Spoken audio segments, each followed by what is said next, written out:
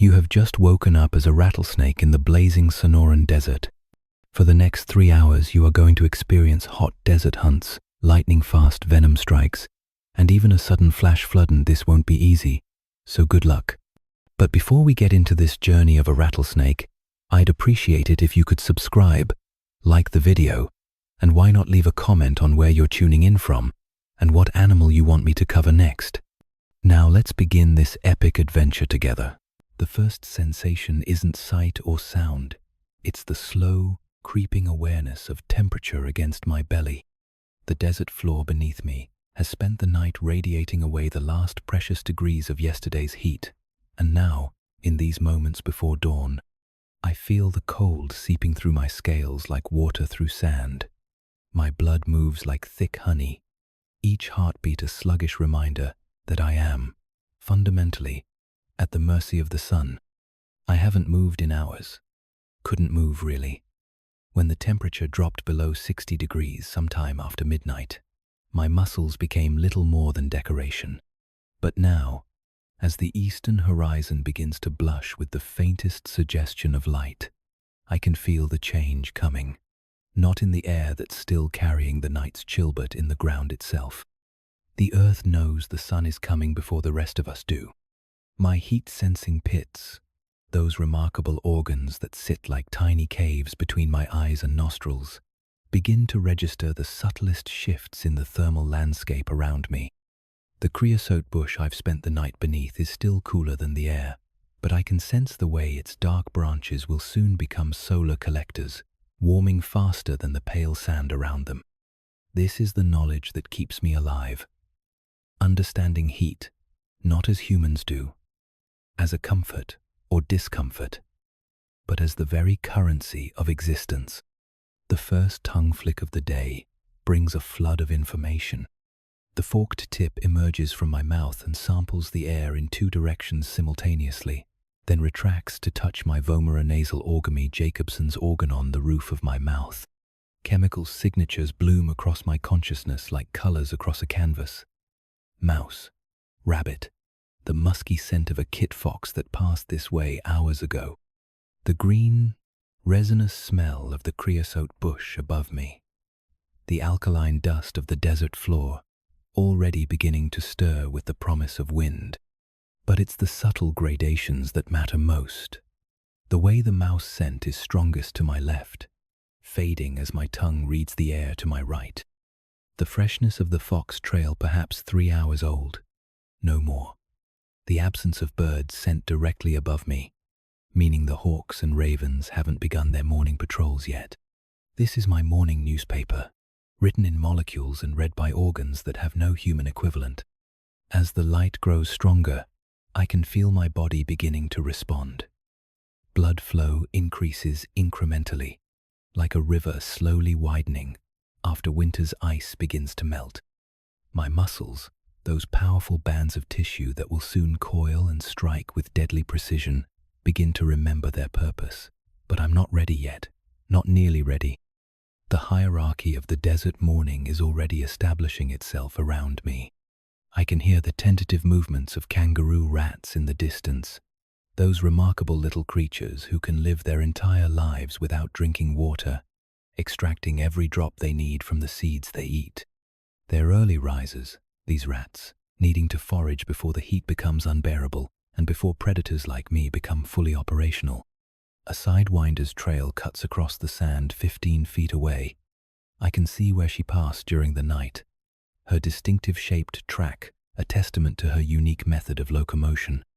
She's already gone, probably already found her way to whatever shade she could claim.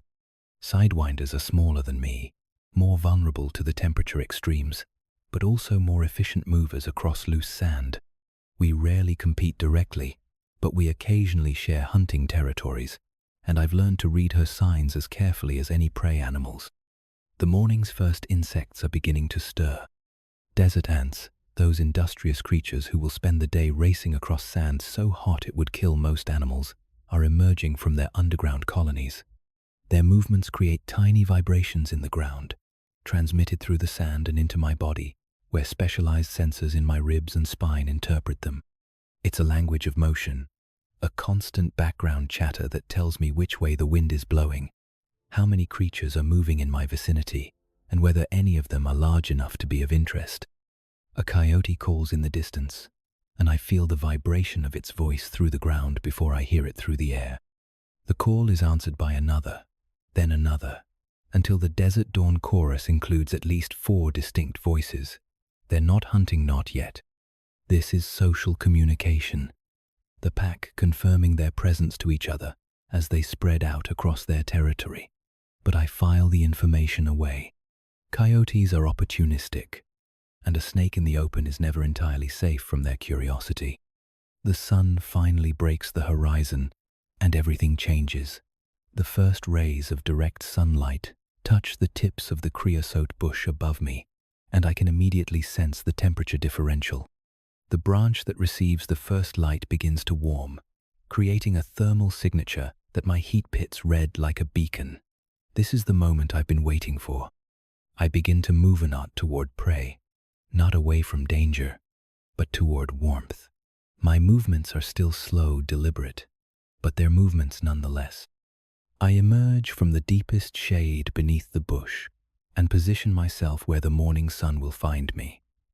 The first rays on my scales feel like electricity. My dark diamond patterns, evolved over millions of years to both camouflage me and absorb heat efficiently, begin to work their magic. Basking is not passive. It's an active process that requires constant adjustment and monitoring. Too much sun too quickly, and I risk overheating before my internal thermostat can adjust. Too little, and I'll remain sluggish, vulnerable to the faster warming creatures around me. I coil my body to maximize surface area, then adjust my position as the sun climbs higher, always seeking that perfect balance between heat absorption and heat retention. The ground beneath me is warming too, but more slowly than my body. This creates a thermal gradient that I can feel from my belly scales to my back. I adjust my position, finding the spot where the ground temperature and air temperature and solar radiation combine to create the perfect microclimate. This is precision engineering, evolved over millions of years and refined through countless mornings exactly like this one. As my body temperature rises, so does my awareness. Colors become more vivid, sounds more distinct, chemical signatures more precise. I am becoming dangerous. Sensing prey in the sagebrush. The kangaroo rat doesn't know I'm here, and that ignorance is about to cost him his life. He's 40 feet away, moving through the sparse shade of a sagebrush cluster, his tiny heart pumping blood at a rate that makes him glow like a small sun in my heat-sensing pits. At this distance, I can't see him clearly with my eye. Kangaroo rats are masters of camouflage, their sandy brown fur blending perfectly with the desert floor. But his body heat betrays him as surely as if he were carrying a torch. My heat pits are among the most sensitive infrared detectors in the natural world. Each pit can detect temperature differences as small as 0.003 of a degree Celsius. To me, the kangaroo rat's body heat creates a thermal signature as distinct as a neon sign would be to human eyes. I can see the way his warmth spreads through the air around him, creating thermal currents that shift and swirl as he moves. When he pauses to investigate a seed, his heat signature becomes more concentrated, more defined. When he bounds forward in those characteristic leaps that give him his name, his heat trail streams behind him like the tail of a comet. But heat alone isn't enough. I need chemical confirmation, and for that, I rely on my tongue. Another flick, longer this time, sampling the air with deliberate precision. The forked tip emerges and splits the airstream, gathering molecules from 2 slightly different locations simultaneously. When it retracts, those molecules are transferred to my vomeronasal organ, where they're analyzed with a sophistication that would impress any laboratory. Kangaroo rat. Definitely. Male, probably young, certainly healthy. The chemical signature tells me he's been feeding on seeds mesquite, primarily, with traces of brittlebush and desert marigold. He's not stressed, which means he hasn't detected my presence. The scent trail is fresh, less than a minute old, and it's getting stronger. He's moving toward me, not away. I remain absolutely motionless. Movement is energy, and energy is precious. Every calorie I burn moving must be weighed against the potential calories I might gain from a successful hunt. The mathematics of survival are unforgiving. If I move prematurely, if I waste energy on an unsuccessful strike, I may not eat again for days, weeks, even. The desert doesn't forgive inefficiency. The ground beneath me transmits information with every step the rat takes. His weight is perhaps 2 ounces, insignificant to most creatures, but the specialized sensors along my ribs and spine can detect the minute vibrations his movement creates. Each bound sends a tiny shockwave through the sand, and I read these vibrations like a blind person reading Braille. Direction, distance, speed, even the rhythm of his movement, all of this information flows into my brain where it's processed and integrated with the thermal and chemical data. He's 30 feet away now, then 25. His heat signature is growing stronger, more defined. I can distinguish his head from his body, can see the way his large hind legs create stronger thermal signatures than his smaller front paws. His tail, that magnificent balancing organ that allows him to change direction mid-leap, streams heat like a banner in the infrared spectrum. The sagebrush he's moving through creates its own thermal landscape. The woody stems are cooler than the surrounding air, but the leaves, already beginning to warm in the morning sun, are slightly warmer. This creates a complex pattern of hot and cold zones that would confuse most predators. But I've been hunting in this terrain for years, and I know how to read the thermal signatures of the plant life, how to distinguish between the heat of vegetation and the heat of prey. 20 feet, 15.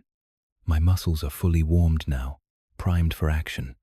The venom glands behind my eyes are full, ready to deliver their lethal payload. My fangs, those remarkable hollow teeth that fold back against the roof of my mouth when not in use, are prepared to swing forward and lock into striking position. But I wait. Patience is the hunter's greatest weapon. The kangaroo rat pauses at the base of a small saltbush, his heat signature becoming more concentrated as he investigates something in the sand. Seeds, probably. He's completely absorbed in his foraging, his attention focused downward, away from potential threats.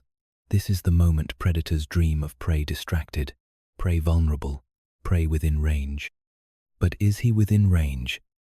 This is the calculation that separates successful predators from dead ones. My striking distance is approximately 2/3 of my body length. At 4 feet long, I can accurately strike at targets up to 2.5 feet away. Beyond that, my accuracy drops precipitously, and the energy cost of a long strike is enormous. The kangaroo rat is perhaps 12 feet away, far outside my effective range. I need him closer, much closer. My tongue flicks again, gathering more recent chemical information. The rat's scent is stronger now, almost overwhelming. But there's something else, something that makes me pause, the faintest trace of another predator. Fox, maybe, or coyote. The scent is old, hours old, but it's there. This complicates things. If another predator has been hunting in this area recently, it might return. And a snake in the open, focused on prey, is vulnerable to larger predators. The kangaroo rat moves again, 3 quick bounds that bring him to 10 feet, then 8. His heat signature is brilliant now, impossible to miss. I can see the rapid flutter of his heart, the way his body temperature spikes slightly with each exertion. He's still unaware of my presence, still focused on his foraging. The thermal currents around him swirl and dance, creating a constantly shifting pattern that my heat pits track with effortless precision. 7 feet, 6. He's almost within range now, but not quite. My muscles are coiled, ready to explode into action. but I force myself to wait. Premature strikes are the mark of inexperienced predators. The desert has taught me patience, has shown me the cost of impatience written in the bleached bones of creatures who rushed their attacks. The rat pauses again, this time at the base of a small rock outcrop. His posture changes subtly, head up, ears rotating, scanning for threats. Has he detected something? A vibration in the ground? A scent on the wind? For a moment, I think he's going to bolt, going to bound away in those incredible leaps that can carry him 15 feet in a single bound. But then he settles, returns to his foraging, and I allow myself to breathe again. 5 feet, 4.5. He's close enough now that I can see him clearly with my eyes, not just my heat pits. His fur is indeed sandy brown, with white patches on his belly and throat. His hind legs are disproportionately large, designed for those powerful leaps that are his primary defense mechanism. His tail is longer than his body, tufted at the end with longer hairs that help him balance during his aerial maneuvers. 4 feet, 3.5. Perfect. He's within range now. Well within range. My body is a coiled spring, every muscle fiber ready to contract, in perfect synchronization. My fangs are beginning to swing forward, assuming their striking position. My venom glands are contracting slightly, building pressure for the injection that will follow the strike. The kangaroo rat takes another step forward, completely unaware that he's just entered the killing zone. His heat signature fills my vision, his scent overwhelms my chemical senses, the vibrations of his movement pulse through the ground and into my body. Every sense I possess is locked onto this small, warm, living target. 3 feet, 2.5. The perfect distance. I can smell the seeds on his breath, can feel the warmth of his body like a small fire in the desert morning. His heart is beating perhaps 400 times per minute, pumping blood through his tiny body at a rate that seems almost frantic compared to my own measured pulse. This is the moment. This is what millions of years of evolution have prepared me for. Every scale on my body, every sensor in my nervous system, every drop of venom in my gland soul, of it focused on this single instant when predator and prey occupy the same space and time. The decision to strike is not conscious. It's automatic, instinctive, the product of calculations performed below the level of thought. Distance, optimal. Target, confirmed. Energy reserves, adequate. Threat assessment, minimal. All systems are go. I strike. Strike and coil. The strike happens faster than thought. Faster than the kangaroo rat's remarkable reflexes. Faster than the human eye could follow. In the space of 60 millisecond 600ths of a second, my body transforms from motionless coil to ballistic weapon. The mechanics are precise, devastating, and utterly lethal. It begins with my muscles. Every fiber in my body contracts simultaneously, starting with the powerful bands that run along my spine and radiating outward through my ribs, my belly, my neck. The energy that's been building in my coiled body for the past several minutes releases all at once, like a compressed spring suddenly set free. My head accelerates from 0 to 25 feet per second in the first few milliseconds, generating forces that would crush a human's spine.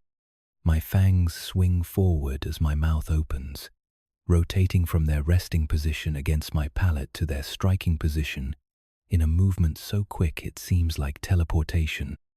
These aren't simple teeth, they're hollow, needle-sharp syringes, each one capable of delivering a precisely measured dose of venom. The fangs are longer than my other teeth, designed to penetrate deeply into prey tissue, and they're backed by muscles that can inject venom with enough pressure to force it through the toughest hide. The kangaroo rat's heat signature is directly in front of me now, growing larger as the distance between us collapses. His body heat is so intense in my heat pits that it's almost blinding, like staring into the sun. I can feel his warmth against my face, can smell the sweet scent of his fur, can sense the frantic acceleration of his heartbeat as his nervous system finally registers the threat. But it's too late. Much too late. My head strikes his body just behind the shoulder, my fangs penetrating his fur and skin and muscle with surgical precision. The impact sends a shockwave through both our body shiz from the sudden trauma, mine from the physics of two bodies colliding at high speed.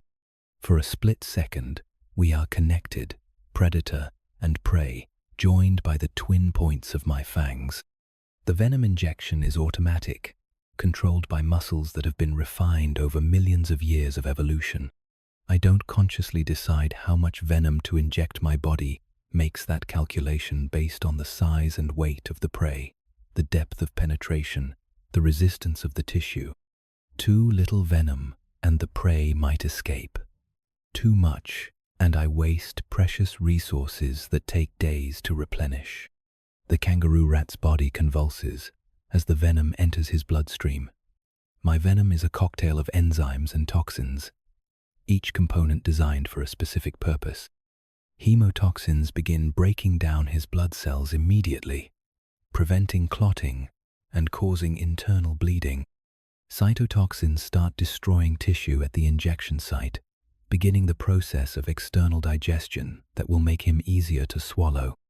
Neurotoxins, though less prominent in my venom than in my coral snake cousins, begin interfering with his nervous system, causing paralysis and respiratory depression. But I don't wait to watch the venom work. The moment my fangs make contact, the moment the venom is injected, I'm already pulling back, already retreating to a safe distance. This is crucial. Prey animals, even mortally wounded ones, can inflict serious damage in their death throes. A kangaroo rat's claws might seem insignificant to a human, but they could easily damage my eyes or mouth, injuries that would compromise my ability to hunt and potentially prove fatal. The retreat is as precisely choreographed as the strike itself. My body recoils like a rubber band snapping back, carrying me 2 feet away from the kangaroo rat in a single fluid motion. My fangs fold back into their resting position, and my mouth closes.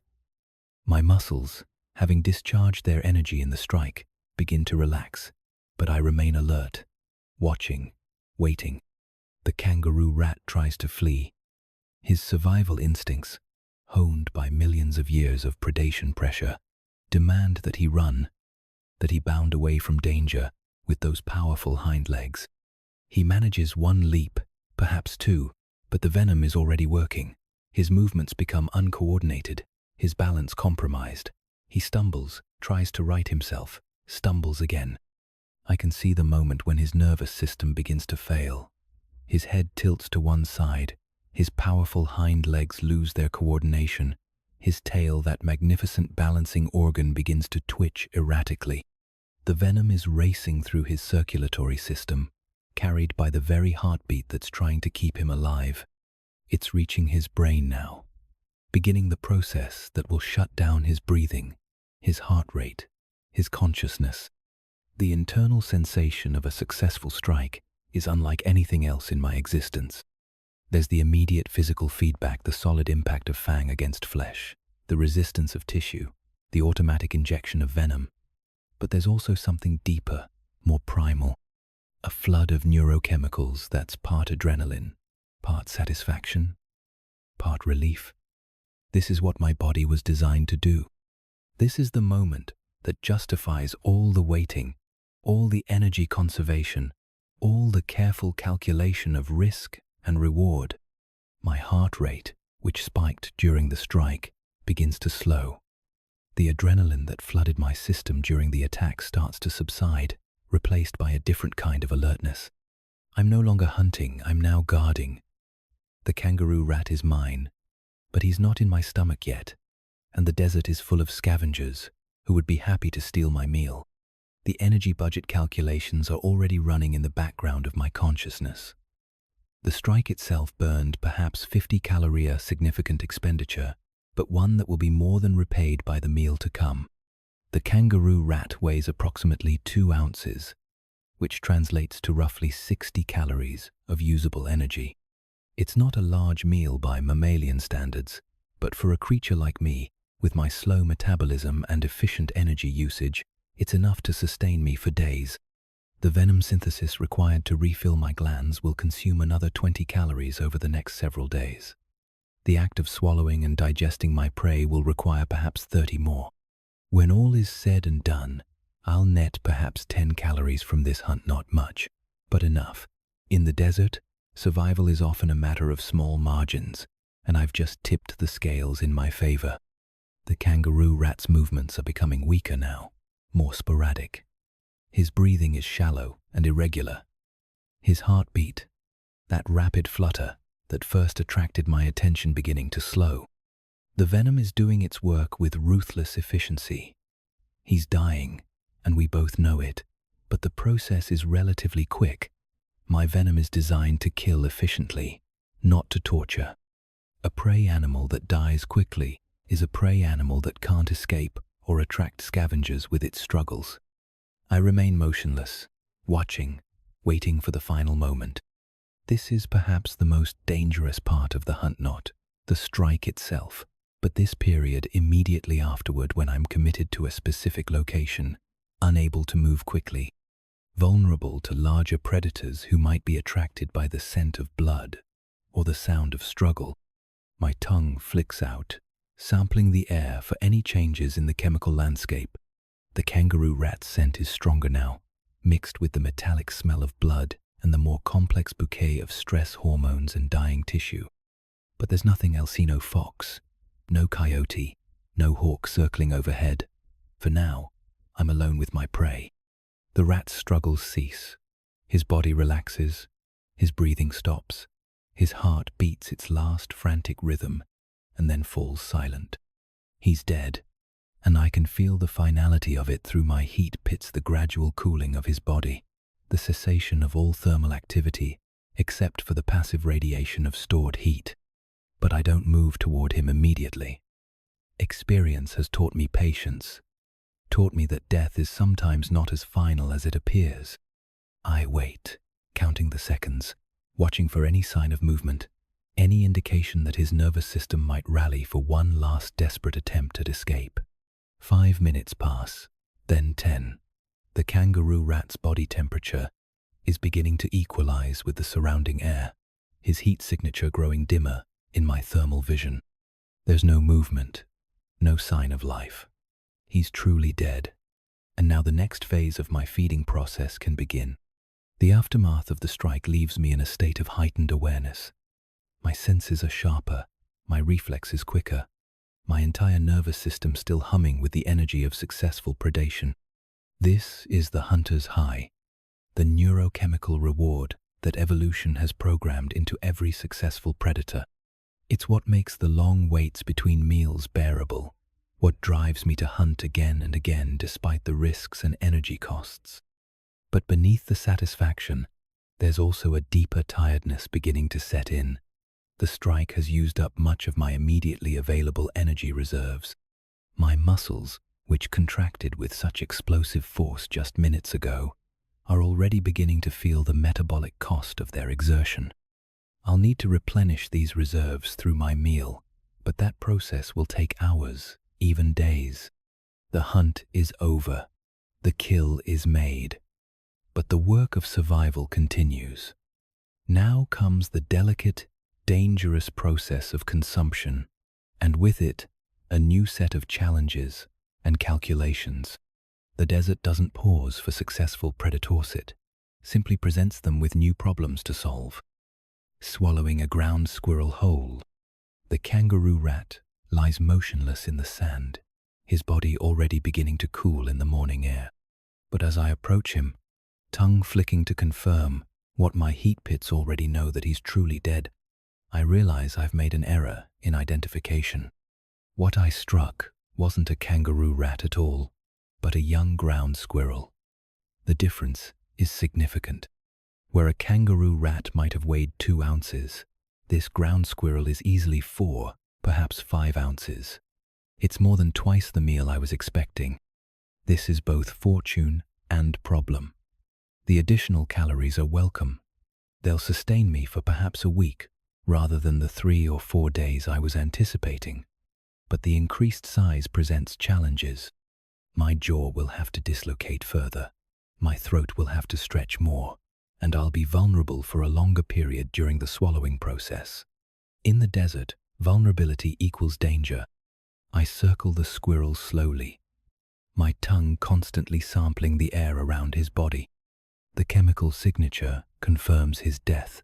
The stress hormones have stopped flowing, the scent of active metabolism has ceased, replaced by the subtly different smell of tissue beginning its journey toward decay.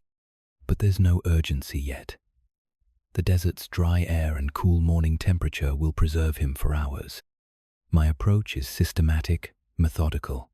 I need to position him correctly before I begin the swallowing process. Prey must be consumed head first. This is not preference but necessity.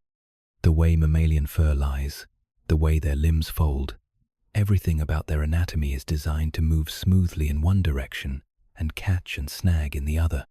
A snake that tries to swallow prey tail first usually ends up with a meal wedged permanently in its throat, which is inevitably fatal. The ground squirrel has landed on his side, his head pointing away from me at an awkward angle. I need to reposition him, but I must do so carefully. My jaw is not yet dislocated, my throat not yet committed to the swallowing process. I'm still mobile, still capable of escape if a threat should appear. Once I begin swallowing, I'll be locked into the process until it's complete. Using my nose and the front part of my body, I nudge the squirrel into proper position. He's surprisingly heavy. That extra weight that will sustain me also makes him more difficult to manipulate. His body is still warm, warmer than the sand around him, and my heat pits track that warmth as I work. Finally, I have him positioned correctly. Head toward me, body straight, limbs folded naturally against his torso. Now comes the remarkable process that has allowed snakes to survive and thrive for over 100 million years. I open my mouth, but not in the way mammals open their mouths. My lower jaw doesn't simply hinge downward, it separates at the chin, each half moving independently. The bones that connect my skull to my jaw, the quadrate bones, rotate forward, allowing my mouth to open to an angle that would be impossible for any mammalian predator. My teeth, hundreds of them, are all recurved, pointing backward toward my throat. They're not designed for chewing or tearing, but for gripping and directing prey into my esophagus. As I position my mouth over the ground squirrel's head, these teeth engage with his fur, holding him in place while I begin the complex process of working him into my throat. The initial phase is the most difficult. The squirrel's head is relatively small, but his shoulders are broad, and this is where most prey animals present their greatest challenge. I must stretch my jaw to accommodate his width while simultaneously using the muscles of my throat to draw him inward. It's a process that requires precise coordination between multiple muscle groups, each working in sequence to advance the prey a fraction of an inch at a time. My left and right jaw halves work independently, each gripping different parts of the squirrel's body and walking him deeper into my throat. It's similar to the way a person might put on a tight sweater, first one side, then the other, gradually working the fabric over their head. Except in my case, the sweater is a dead ground squirrel, and my head is my entire digestive system. The process is exhausting. Each muscular contraction required to advance the squirrel deeper into my throat burns energy I can't spare. But it's also automatic. Me muscles know this rhythm, have performed it countless times. The wave-like contractions of peristalsis begin in my throat and travel down the length of my body, each wave pushing the squirrel a little further toward my stomach. As the squirrel's head disappears into my throat, I become acutely aware of my vulnerability. My vision is compromised. I can barely see around the bulge of the squirrel's body in my mouth. My mobility is severely limited. I cannot move quickly or change direction rapidly with my jaw dislocated and my throat occupied. If a predator were to appear now, I would have few options for escape. My senses become hyper-acute to compensate. My tongue, when I can manage to extend it around the squirrel's body, samples the air constantly for any change in the chemical landscape. My heat pits scan the area around me, looking for the thermal signature of approaching threats. The specialized sensors along my spine monitor ground vibrations with increased sensitivity, ready to detect the footsteps of coyotes or the wing beats of descending hawks. The squirrel's shoulders present the greatest challenge. They're the widest part of his body, and getting them past the articulation point of my jaw requires considerable effort. I must use my jaw muscles to their fullest extent, stretching the connective tissues and ligaments beyond their normal range of motion.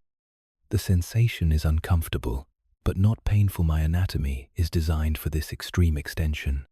As the shoulders finally pass the critical point, I feel a sense of relief mixed with commitment.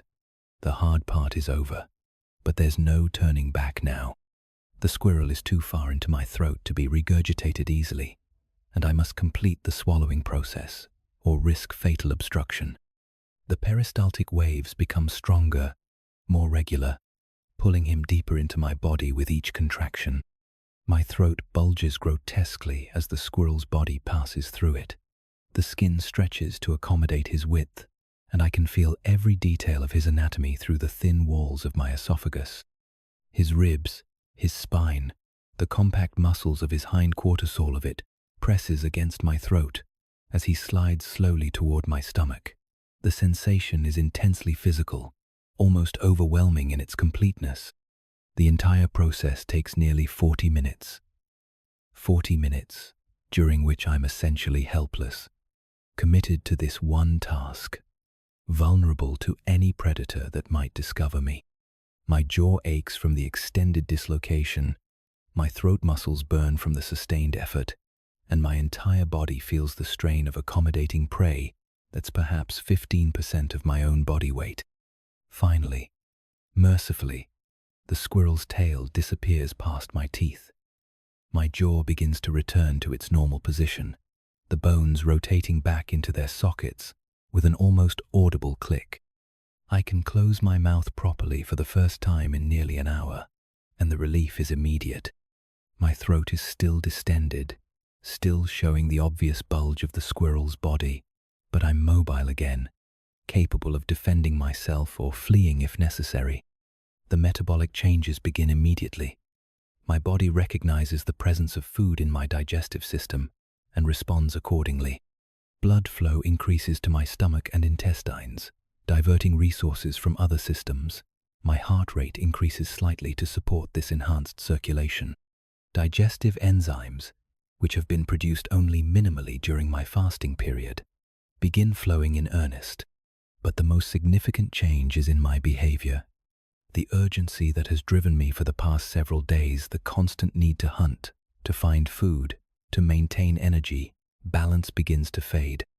I'm no longer hungry. More than that, I'm entering a metabolic state that will allow me to survive for days or even weeks without eating again.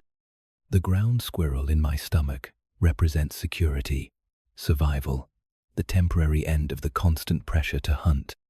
I need to find a secure place to digest my meal. The process will take days, during which my mobility will be severely compromised. The squirrel's body will slowly dissolve under the action of my digestive acids, his proteins broken down into amino acids, his fats converted to energy, his minerals absorbed to strengthen my bones and scales. It's a process as old as life itself, predator converting prey into the substance of survival. My senses are already beginning to dull slightly as my metabolism shifts into digestion mode. The hyper-alertness of the hunt is fading, replaced by a different kind of awareness, the contented lethargy of the well-fed predator. I'm entering a phase of my existence, as different from hunting as sleeping is from waking. The immediate demands of survival have been met, at least temporarily. The desert morning continues around me, but I'm no longer a part of its urgent rhythms. I'm a snake with a meal, and that changes everything. The calculations of energy expenditure and conservation that govern my every movement have shifted in my favor. For the first time in days, I have more energy than I need for immediate survival. It's a luxury that few desert creatures enjoy, and one I won't take for granted. Midday heat retreat. The sun has climbed higher now, transforming from ally to enemy with the inevitability of desert physics. What began as life-giving warmth an hour ago is becoming potentially lethal heat.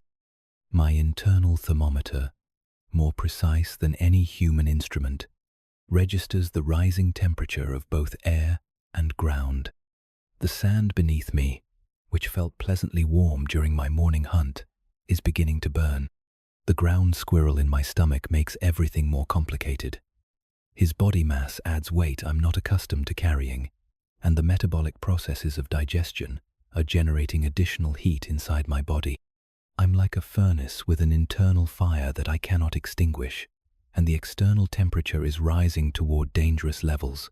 The mathematics of thermal regulation are becoming urgent. My heat pits, so useful for detecting prey just hours ago, are now warning me of thermal hazards in every direction. The sand directly in front of me registers over 90 degrees Fahrenheit, and it's still climbing. The rocks scattered across the desert floor are even hotter, their dark surfaces absorbing and concentrating solar radiation like miniature ovens. The air itself shimmers with heat waves, creating thermal currents that make my heat-sensing organs feel like they're being overwhelmed by static. I need shade, and I need it soon. But not just any shade will do. I need deep shade, cool shade, the kind of thermal refuge that will protect me for the next 6 hours while the desert burns under the merciless sun. My survival depends on finding microhabitat, those small pockets of the environment where conditions differ significantly from the broader landscape. The pack rat midden I'm seeking sits beneath a large boulder, perhaps 100 yards away. Pack rats, those industrious collectors of desert debris, have been building their nest there for generations, creating a structure that's part fortress, part warehouse, part apartment complex. The midden is a jumbled mass of sticks, bones, cactus pads, and other organic matter, all cemented together with pack rat urine that has dried and hardened over decades of construction. But it's not the midden itself that interests mites, the microclimate it creates. The mass of organic matter provides insulation, the irregular surface creates shade pockets, and the accumulated debris holds moisture, that evaporative cooling that can make the difference between survival and death on a day like this. More importantly, pack rat middens are riddled with tunnels and chambers, creating a three-dimensional maze of cool refuges. The journey to the midden is a calculated risk. Every foot I travel across the open desert floor exposes me to increasing heat. The ground temperature is climbing toward levels that will burn my belly scales if I move too slowly. But staying where I am is not an option. The creosote bush that sheltered me during the night provides insufficient shade for the heat of midday. I begin to move, but not in the sinuous curves that most people associate with snake locomotion. Instead, I adopt a technique called rectilinear movement, lifting portions of my body off the hot ground and moving forward in a straight line, like a living accordion. It's slower than lateral undulation, but it minimizes my contact with the burning sand and reduces the risk of overheating. Each movement is carefully calculated.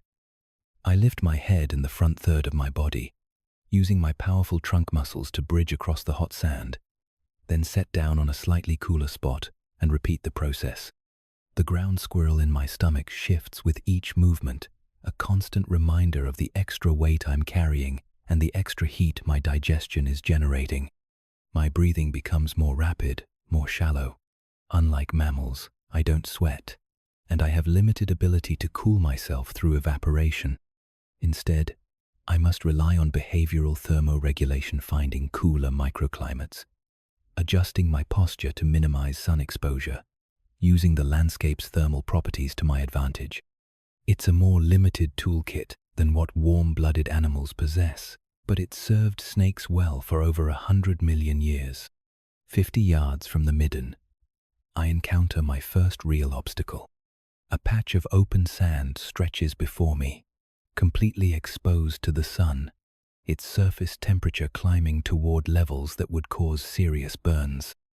I can feel the heat radiating upward from the sand like waves of discomfort. My heat pits are registering temperatures well over 100 degrees Fahrenheit and rising. I pause at the edge of this thermal wasteland, calculating risks and alternatives. I could attempt to cross it quickly, racing across the burning sand in a series of rapid movements that would minimize my exposure but consume enormous amounts of energy. Or I could detour around it, adding distance to my journey but staying in the marginal shade of scattered vegetation. Both options carry costs. Both involve dangers. The decision is made for me by my physiology. The digestive processes underway in my stomach are producing heat faster than I can dissipate it. My core body temperature is already climbing toward dangerous levels, and a high-speed crossing of the hot sand would likely push me into thermal distress. I choose the longer route, moving carefully from one small patch of shade to the next. The detour takes me past a barrel cactus, its accordion-pleated surface designed to expand and store water during the brief desert rains. The cactus provides a narrow strip of shade, but more importantly, it serves as a landmark. I'm getting closer to the pack rat midden, closer to the deep shade and cool refuge I desperately need. My tongue flicks constantly now, not hunting for prey but monitoring the thermal and chemical landscape for signs of danger. Overheated snakes are sluggish snakes, and sluggish snakes are vulnerable snakes. My reflexes are already beginning to slow, my strike speed diminishing as my body temperature climbs. If a predator were to discover me now, I would be at a severe disadvantage. The pack rat midden appears ahead of me like an oasis. The jumbled mass of debris creates a complex landscape of shade and shadow, and I can feel the cooler temperatures even at a distance. My heat pits register the thermal relief like a physical sensation, drawing me forward with the promise of survival. The entrance I choose is a tunnel beneath a fallen cholla skeleton, its dried branches creating a natural archway. The passage is narrow, barely wide enough for my body plus the bulge of the ground squirrel, but it leads into the heart of the midden where the temperatures are coolest. I squeeze through carefully, mindful of the cholla spines that could easily penetrate my scales if I'm not cautious. Inside the midden, the relief is immediate and overwhelming. The temperature drops by 20 degrees within the first few feet of tunnel and continues to decrease as I work my way deeper into the structure. The air is noticeably more humid here, moistened by the breath and urine of generations of pack rats. More importantly, it's still air, protected from the convection currents that are beginning to stir across the desert floor as the heat builds. I find a chamber deep within the midden, a hollow space, perhaps 2 feet wide and 6 inches high, perfectly sized for a snake of my dimensions. The walls are lined with pack rat fur and shredded plant matter, providing insulation that will keep this space cool even as the sun reaches its merciless zenith. This is my refuge, my survival pod, the place where I'll wait out the deadly heat of the desert afternoon. The physiological changes begin immediately. My heart rate, which had been elevated during my journey across the hot sand, begins to slow. My breathing becomes deeper, more regular. The metabolic processes that control my body temperature shift from heat dissipation to heat conservation, preparing for the long hours of inactivity ahead. But even here, in the safety of the midden, I remain alert.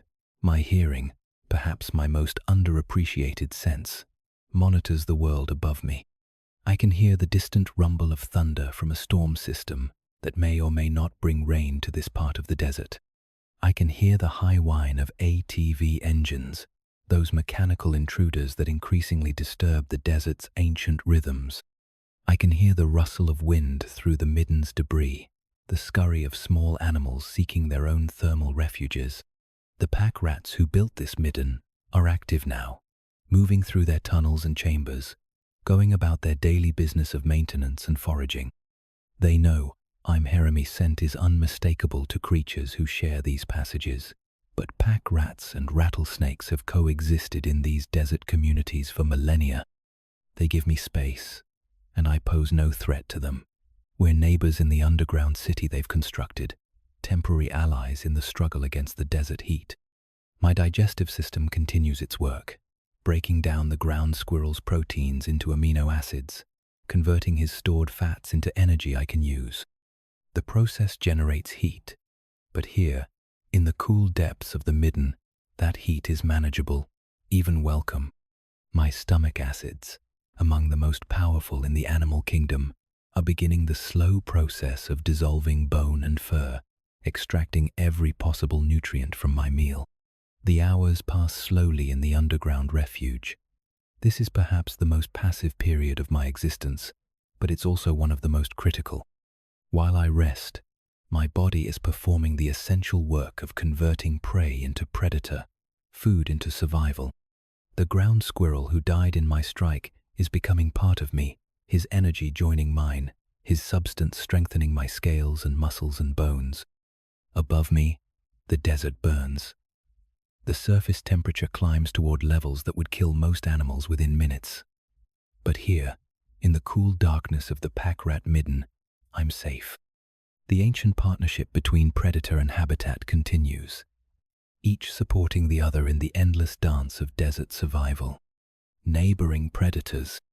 The roadrunner appears at the edge of my vision, like a feathered question mark, his long neck stretched high as he surveys the terrain around the pack rat midden. Even from my position deep within the cool tunnels, I can see him through a gap in the debris, a sleek, ground-dwelling bird whose very presence changes the calculus of survival in this corner of the desert. He's hunting, and that makes him dangerous. Not because he's likely to attack me directly, but because we're competitors in an ecosystem where every successful hunt matters.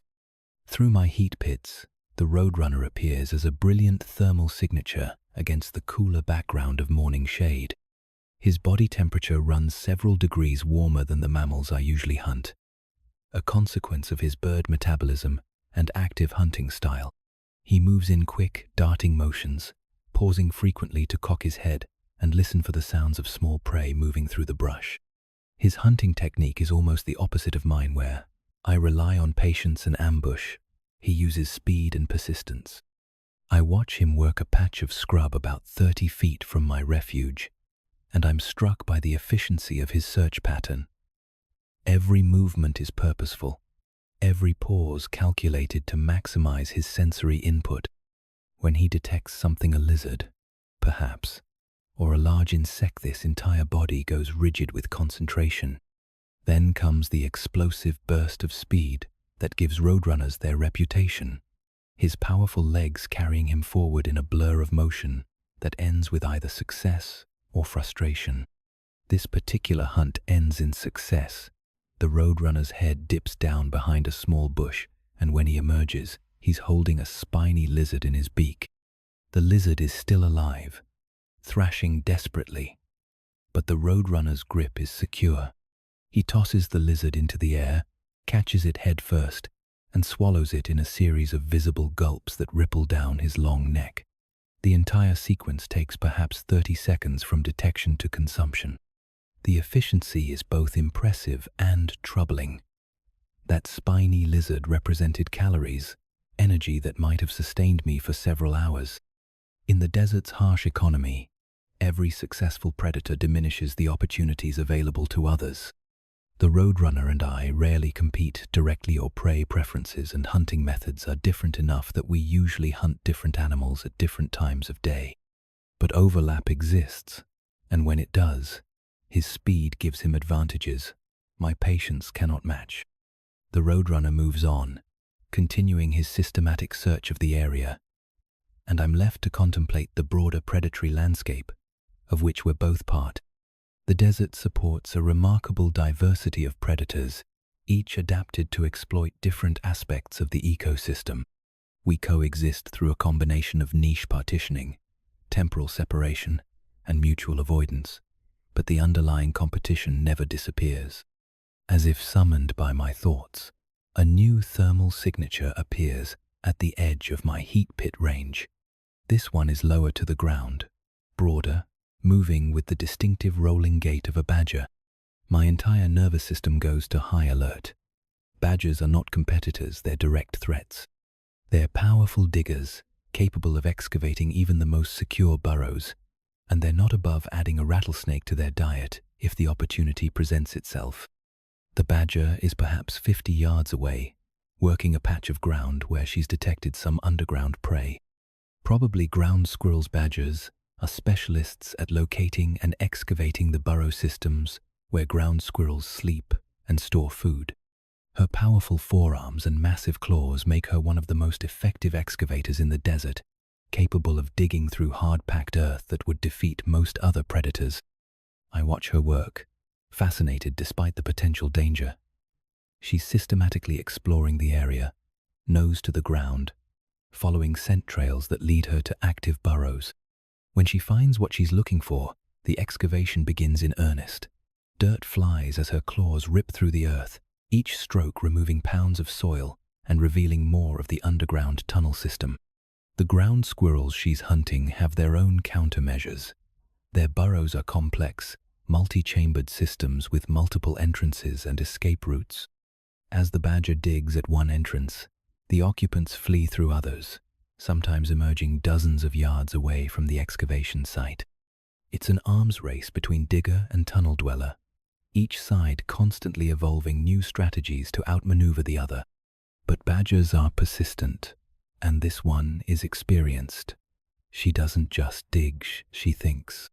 When her initial excavation fails to produce prey, she moves to another entrance, then another, systematically closing off escape routes until the ground squirrels have nowhere to flee.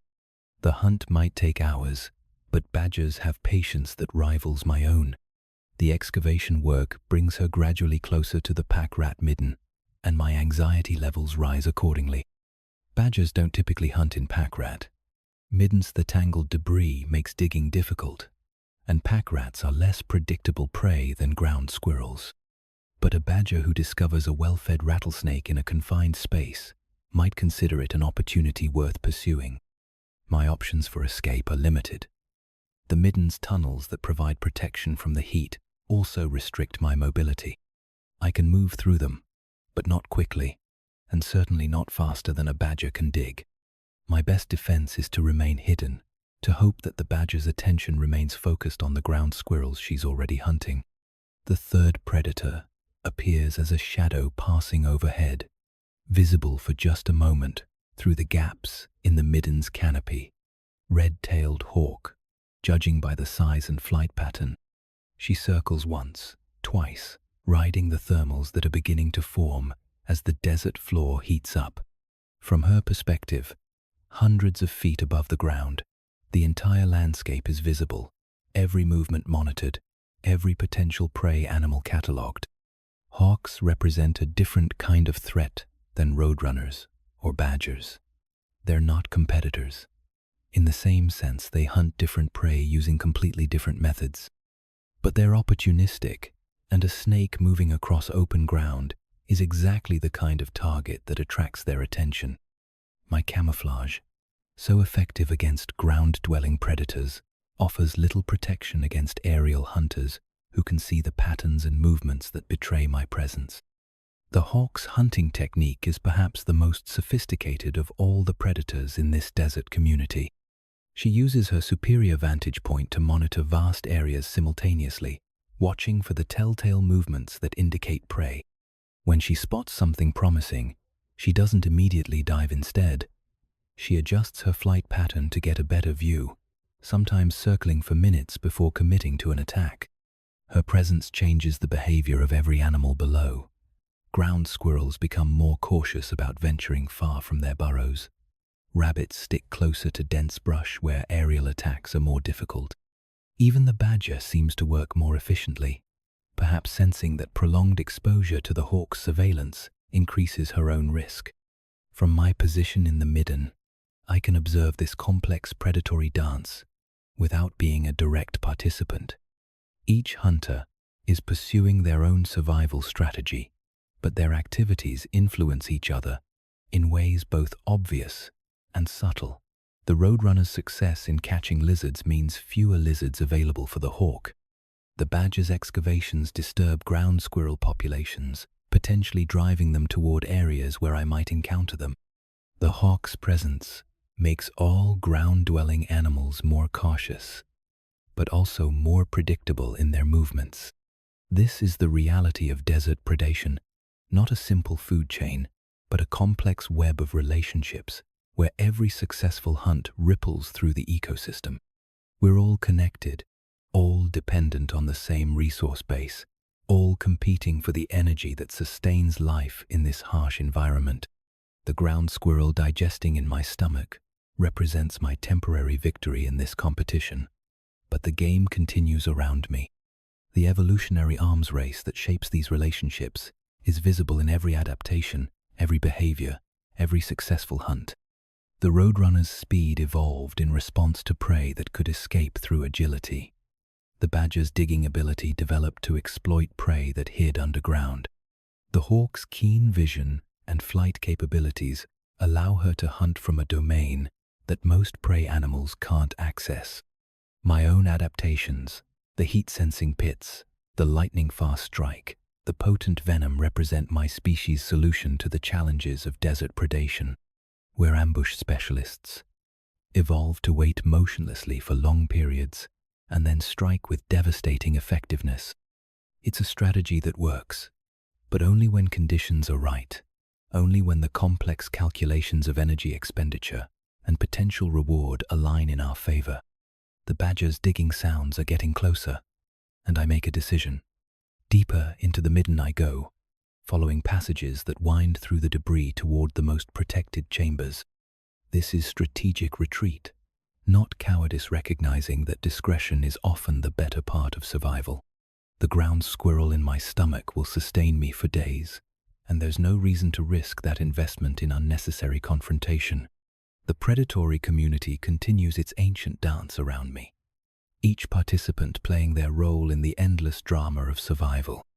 We're all predators here, all competitors, all temporary victors, in a game where the rules are written in DNA and the prizes are measured in calories. Today, I'm well fed and secure. Tomorrow, the game begins again.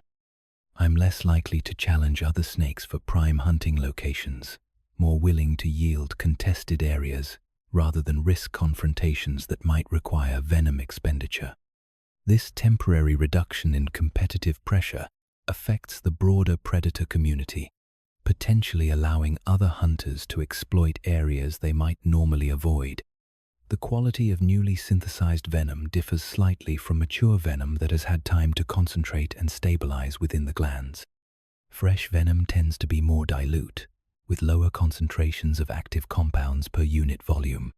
This means that even when my glands register as full, the actual potency of my venom might not reach peak levels for several additional days of maturation and concentration. Environmental stresses can significantly impact venom production rates. Dehydration, a constant threat in the desert, reduces the efficiency of protein synthesis and can lead to the production of less effective venom. Nutritional deficiencies, particularly shortages of specific vitamins and minerals, can alter venom composition in ways that reduce its effectiveness. Even social stress, from encounters with other predators, can divert metabolic resources away from venom production. The energy investment required for venom replenishment represents a significant portion of my total metabolic budget. The proteins that make up my venom are among the most complex molecules my body produces, requiring more energy per gram than muscle tissue or fat storage. This energy demand must be balanced against other survival requirements: growth, immune function, reproductive development, and basic maintenance metabolism. My feeding behavior during replenishment periods becomes more opportunistic and less selective. Small prey items that I might normally ignore, large insects, small lizards, juvenile rodents, become attractive targets when viewed through the lens of energy return versus venom investment. These smaller meals don't provide the dramatic caloric input of larger prey, but they offer favorable venom-to-nutrition ratios that support the replenishment process. The gradual return of full venom capacity is marked by subtle changes in my behavior and physiology. The pressure within my glands increases, making the injection muscles more responsive. My defensive postures become more confident, less elaborate. My willingness to investigate larger prey opportunities increases as my chemical killing capacity returns to full effectiveness. The evolutionary trade-offs inherent in venom production become apparent during these replenishment periods. Species that have evolved more potent venoms face longer recovery times and higher metabolic costs. Those with less potent venoms can replenish more quickly, but may be limited to smaller prey or forced to use riskier hunting techniques. My particular venom composition represents millions of years of optimization for desert conditions and available prey species.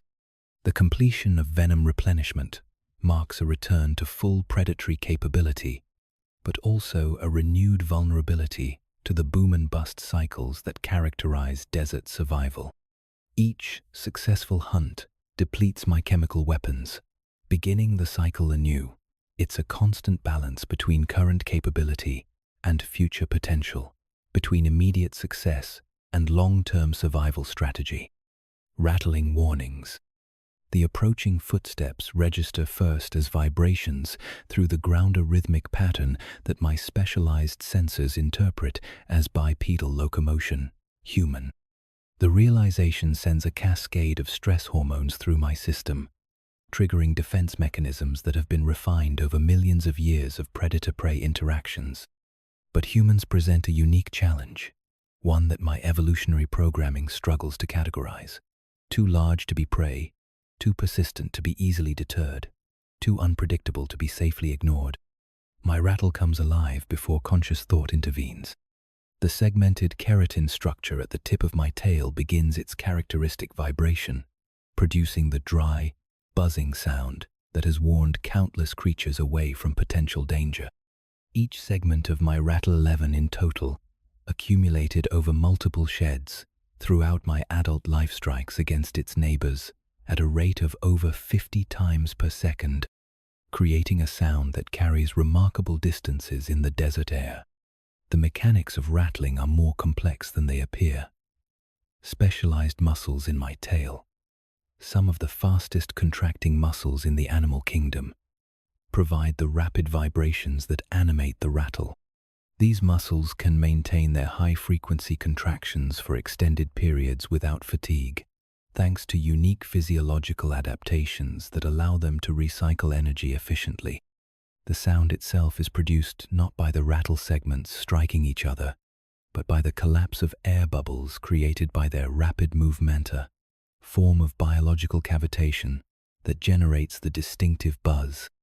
The humans are getting closer now. I can hear their voices, the rustle of their clothing, the metallic sounds of their equipment. Through my heat pits, their thermal signatures are unmistakable. Large, warm bodies radiating heat in patterns, unlike any natural predator. Their scent, carried on the desert breeze, speaks of soap and synthetic fabrics, sunscreen and sweat, the complex chemical signature of civilization intruding into the wilderness.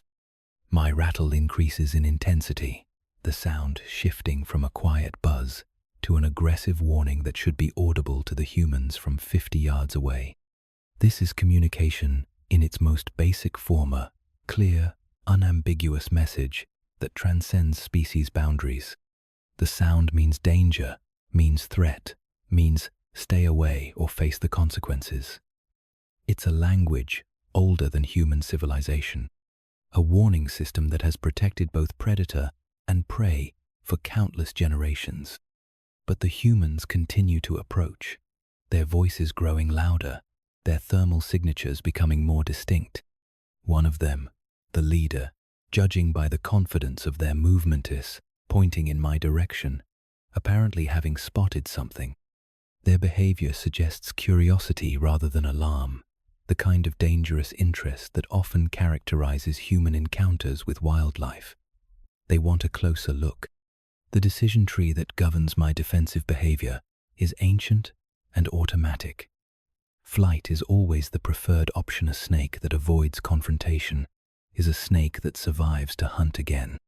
But my current position, coiled beneath a small desert shrub, offers limited escape routes.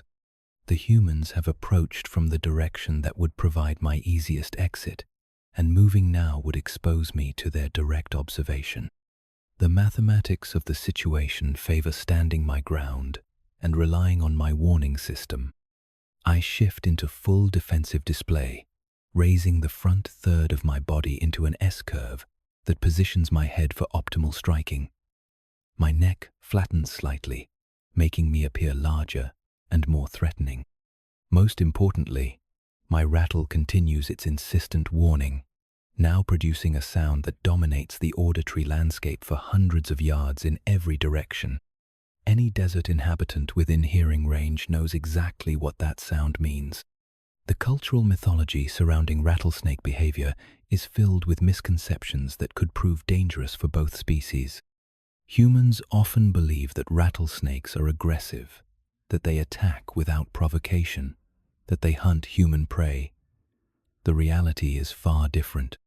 I am an ambush predator, evolved to hunt small mammals, not to engage in confrontations with creatures dozens of times my size. Every aspect of my defensive behavior is designed to avoid conflict, not to initiate it. My rattle itself embodies this philosophy of deterrence over aggression. The energy required to maintain the high-frequency vibrations is significant calories that could be used for hunting, growth, or reproduction. The sound also attracts attention from other predators who might view a distracted snake as an opportunity. Everything about rattling represents a cost that I'm willing to pay to avoid the far greater costs of actual combat. The humans have stopped their approach, finally responding to my warning. I can hear them talking, their voices carrying clearly in the still air. Some words I recognize from countless previous encounters: snake, rattler, careful. Others are lost in the rapid flow of human speech, but the tone suggests a mixture of excitement and apprehension. They're debating whether to come closer or maintain their distance. One of them, a younger human, judging by the pitch of their voice, wants to approach for photographs. The older human, presumably more experienced, is urging caution. This is a common dynamic in human groups encountering wildlife. The tension between curiosity and wisdom, between the desire to document and the need to respect. My continued rattling serves as a constant reminder of the stakes involved in their decision. The biomechanics of my defensive posture are carefully calculated for maximum effectiveness. The S-curve position loads my body like a spring, storing elastic energy that can be released in a lightning-fast strike. My head position maximizes my effective range while maintaining optimal balance for rapid movement in any direction. The angle of my body relative to the threat ensures that I can strike accurately while maintaining escape routes if the confrontation escalates. But striking is genuinely the last resort, the final option when all other defensive measures have failed. A strike represents enormous energy expenditure, venom depletion, and risk of injury from a struggling target. Against humans, it also carries the additional risk of retaliation. Injured humans often return with tools and companions, posing threats that far exceed the immediate confrontation. Every survival instinct I possess urges avoidance over aggression. The sound of my rattle has attracted other attention as well. A kit fox, drawn by curiosity about the commotion, appears at the edge of my peripheral vision before quickly deciding that discretion is the better part of valor. A roadrunner, temporarily pausing in his hunt, cocks his head to listen before continuing on his way. Even the pack rats in their nearby midden have fallen silent, recognizing the sound as a warning that affects the entire desert community. The humans finally make their decision. The older human prevails, and they begin to back away slowly, their thermal signatures growing dimmer as distance increases. Their voices fade, replaced by the normal sounds of the desert morning. My rattle continues for several more minutes, ensuring that they understand the seriousness of the warning and that they maintain their respectful distance. Only when I can no longer detect their heat signatures or hear their voices do I allow my rattle to fall silent. The sudden quiet seems profound after the extended warning display. My tail muscles, which have been contracting at maximum frequency for nearly 10 minutes, begin to relax. The specialized fibers that power my rattle are designed for endurance, but even they require recovery time after extended use. The encounter leaves me in a state of heightened alertness that will persist for hours. My nervous system, flooded with stress hormones during the confrontation, will take time to return to baseline levels. My energy reserves, depleted by the extended rattling display, will need to be restored through careful thermal regulation and eventual feeding. The cost of the warning display will be factored into my survival calculations for days to come. The effectiveness of my warning system depends on the learned responses of other animals, including humans.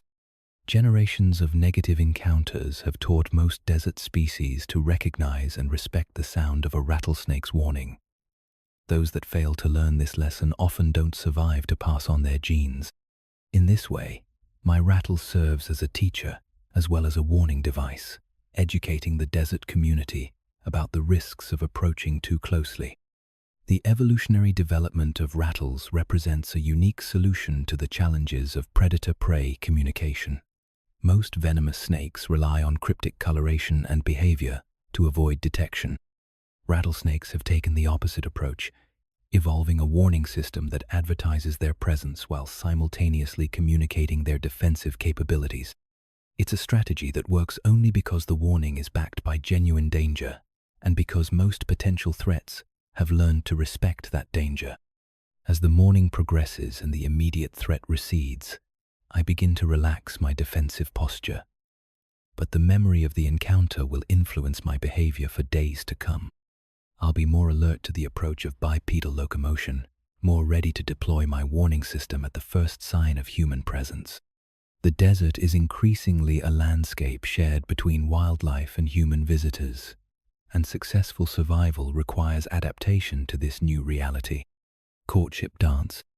The pheromone trail appears in my chemical consciousness like a thread of silver fire, a molecular pathway that speaks directly to instincts, buried deeper than hunger, deeper than fear. Female, receptive, close. The scent molecules, collected by my constantly flicking tongue and analyzed by my vomeronasal organ, paint a detailed portrait of opportunity that overrides nearly every other survival consideration.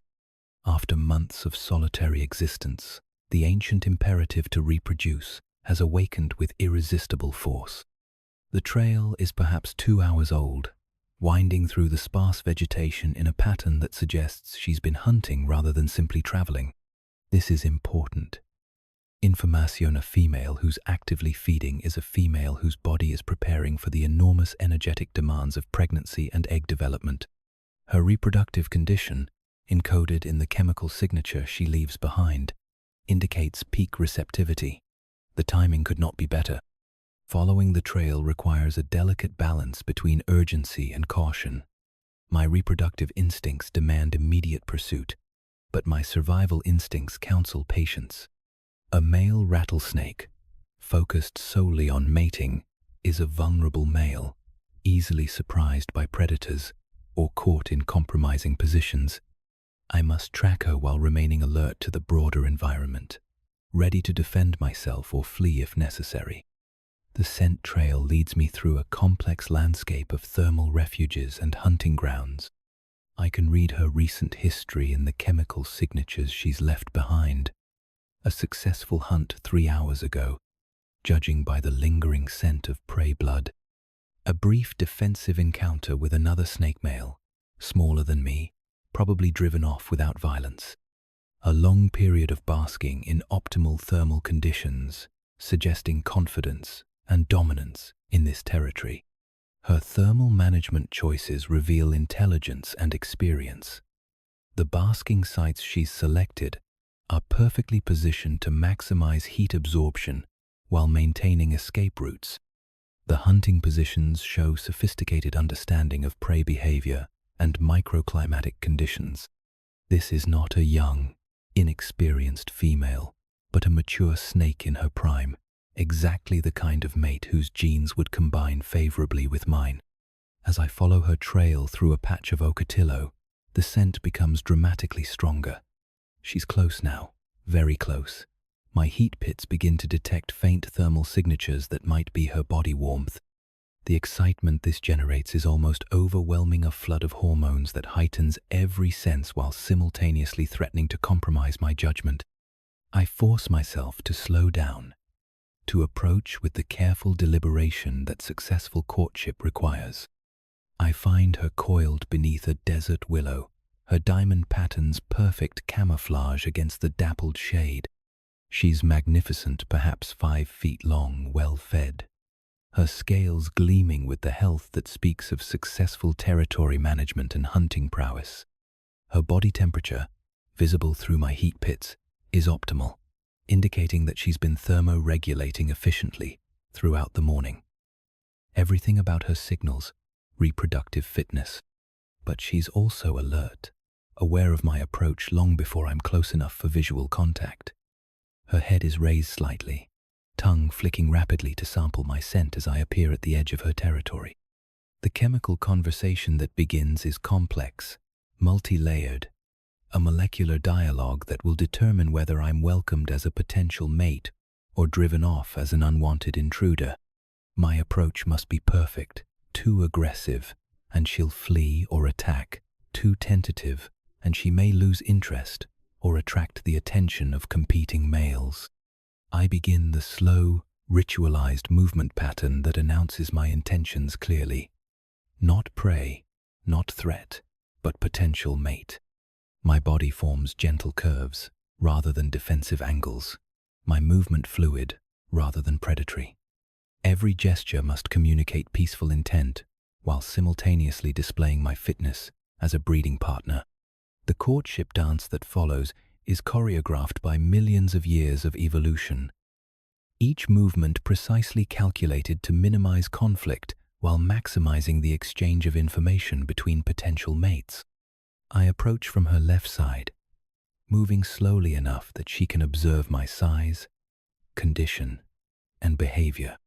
My tongue flicks constantly, both receiving chemical information about her receptivity and providing chemical signals about my own fitness and intent.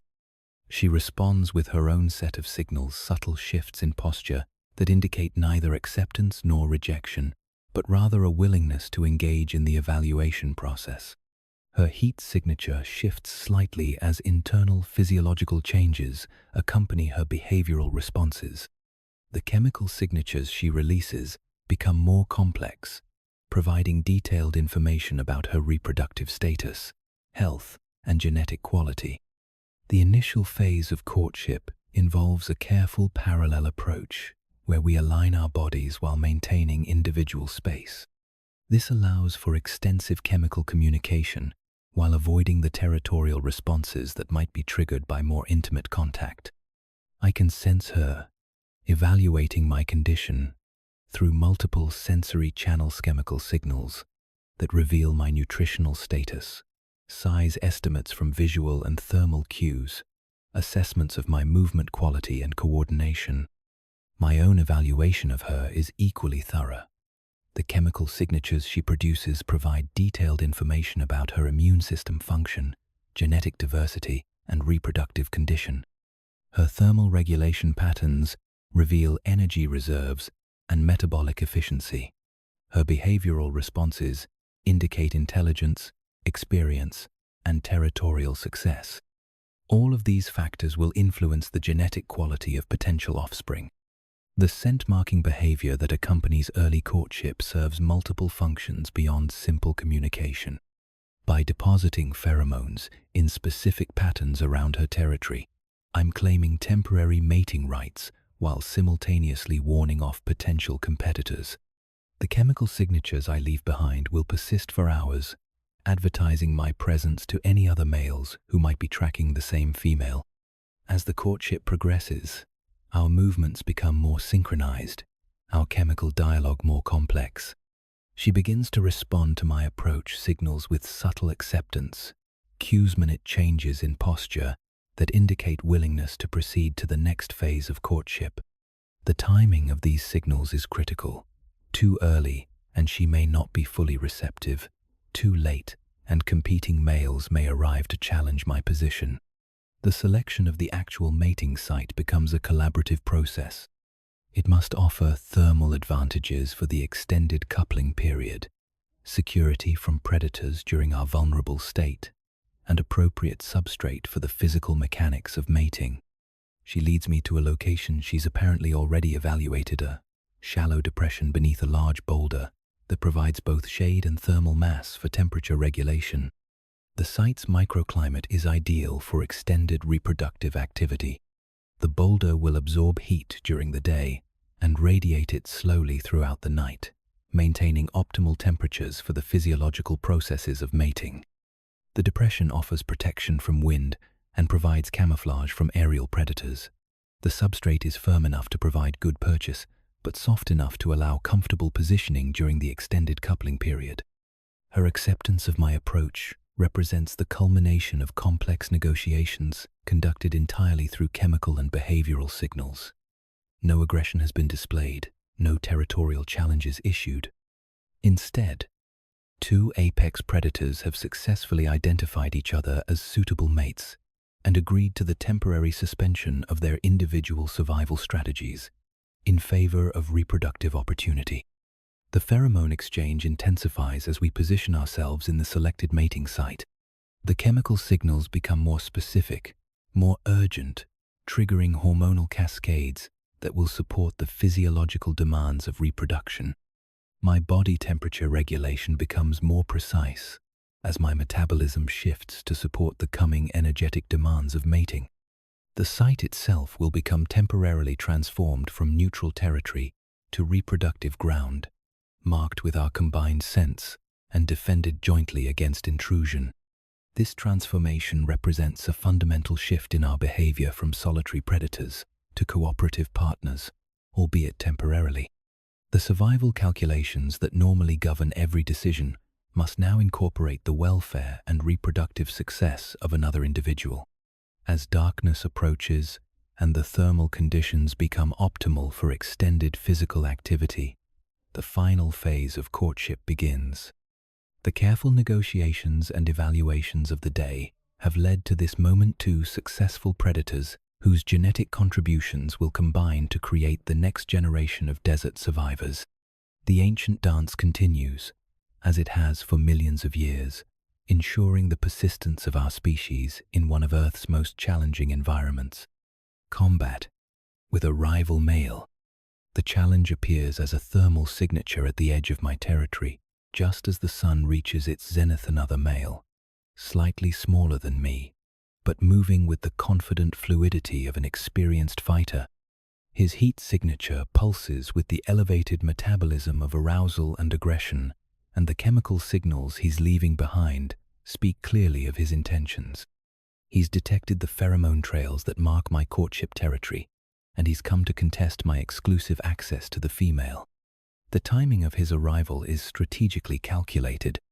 He's been monitoring the situation from a distance, waiting for the moment when I'm most committed to the reproductive process and least able to simply abandon the territory. Now, with courtship already advanced and the female showing clear acceptance signals, retreat would mean losing not just this reproductive opportunity, but also the substantial energy investment I've already made in the courtship process. My defensive response is immediate and instinctive. I disengage from the female and move to intercept the challenger before he can approach close enough to interfere with our mating. The movement patterns I adopt are distinctly different from hunting locomotion or escape responses. This is ritualized combat positioning, designed to advertise my size and readiness to fight, while maintaining optimal biomechanical advantage for the contest to come. The rival male stops his approach at a distance of roughly 10 feet, close enough to clearly assess my size and condition, but far enough to avoid triggering immediate combat. This is the evaluation phase, where both males gather crucial information about their opponent's fighting capability. His tongue flicks rapidly, collecting chemical data about my nutritional status, recent feeding success, and general health. Meanwhile, my heat pits provide detailed thermal analysis of his metabolic state and energy reserves. He's impressive, perhaps 4.5 feet long to my 5 feet, but clearly well fed and in excellent condition. His heat signature shows the elevated circulation of a snake prepared for extended physical exertion. His movement patterns display the coordination and confidence of an experienced combatant. This will not be an easy victory, if victory is even possible.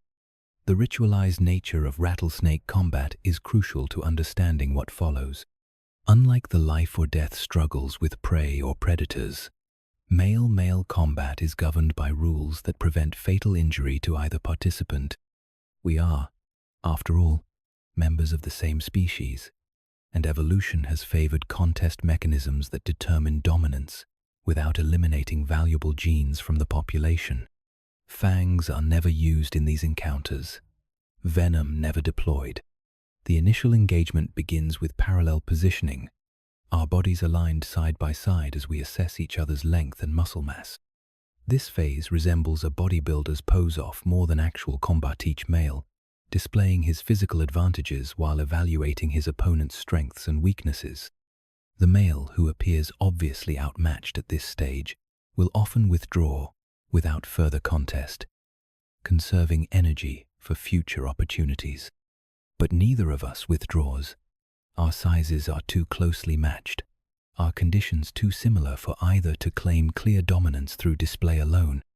The ritualized combat must proceed to its next phase, combat dance, that will determine territorial control through a contest of strength, endurance, and technique. The dance begins when I raise the front third of my body vertical, bringing my head to nearly 3 feet above the ground. The rival male mirrors my movement immediately, and we begin the extraordinary wrestling match that characterizes rattlesnake combat. Our bodies intertwine in a complex helix, each trying to force the other's head toward the ground while maintaining his own elevated position. The physics of the combat dance are remarkable. We're essentially conducting a wrestling match with no limbs, using only the muscular contractions of our trunk and neck muscles to generate force and leverage. The snake, who can push his opponent's head to the ground while maintaining his own elevated position, wins the contest and gains exclusive access to the territory and the female within it. My slightly superior length provides some advantage in leverage, but the rival male compensates with exceptional muscle tone and coordination. As our bodies twist around each other, I can feel the power in his contractions, the precise timing of his movements. He's forcing me to use more energy than I anticipated, making this a contest of endurance as well as strength. The intertwining of our bodies creates a complex mechanical system where small changes in position can dramatically alter leverage and force distribution. When I manage to shift my coils slightly higher on his body, I gain mechanical advantage that allows me to apply more downward pressure. He responds by adjusting his own position, seeking to neutralize my advantage, while creating opportunities for his own offensive moves. The combat generates significant heat, and our elevated metabolisms create thermal signatures that would be visible to predators from considerable distances. This represents additional risk. Prolonged combat makes both participants vulnerable to opportunistic attacks from coyotes, hawks, or other threats. The pressure to resolve the contest quickly adds urgency to what might otherwise become a marathon endurance trial. Neither of us shows immediate signs of yielding.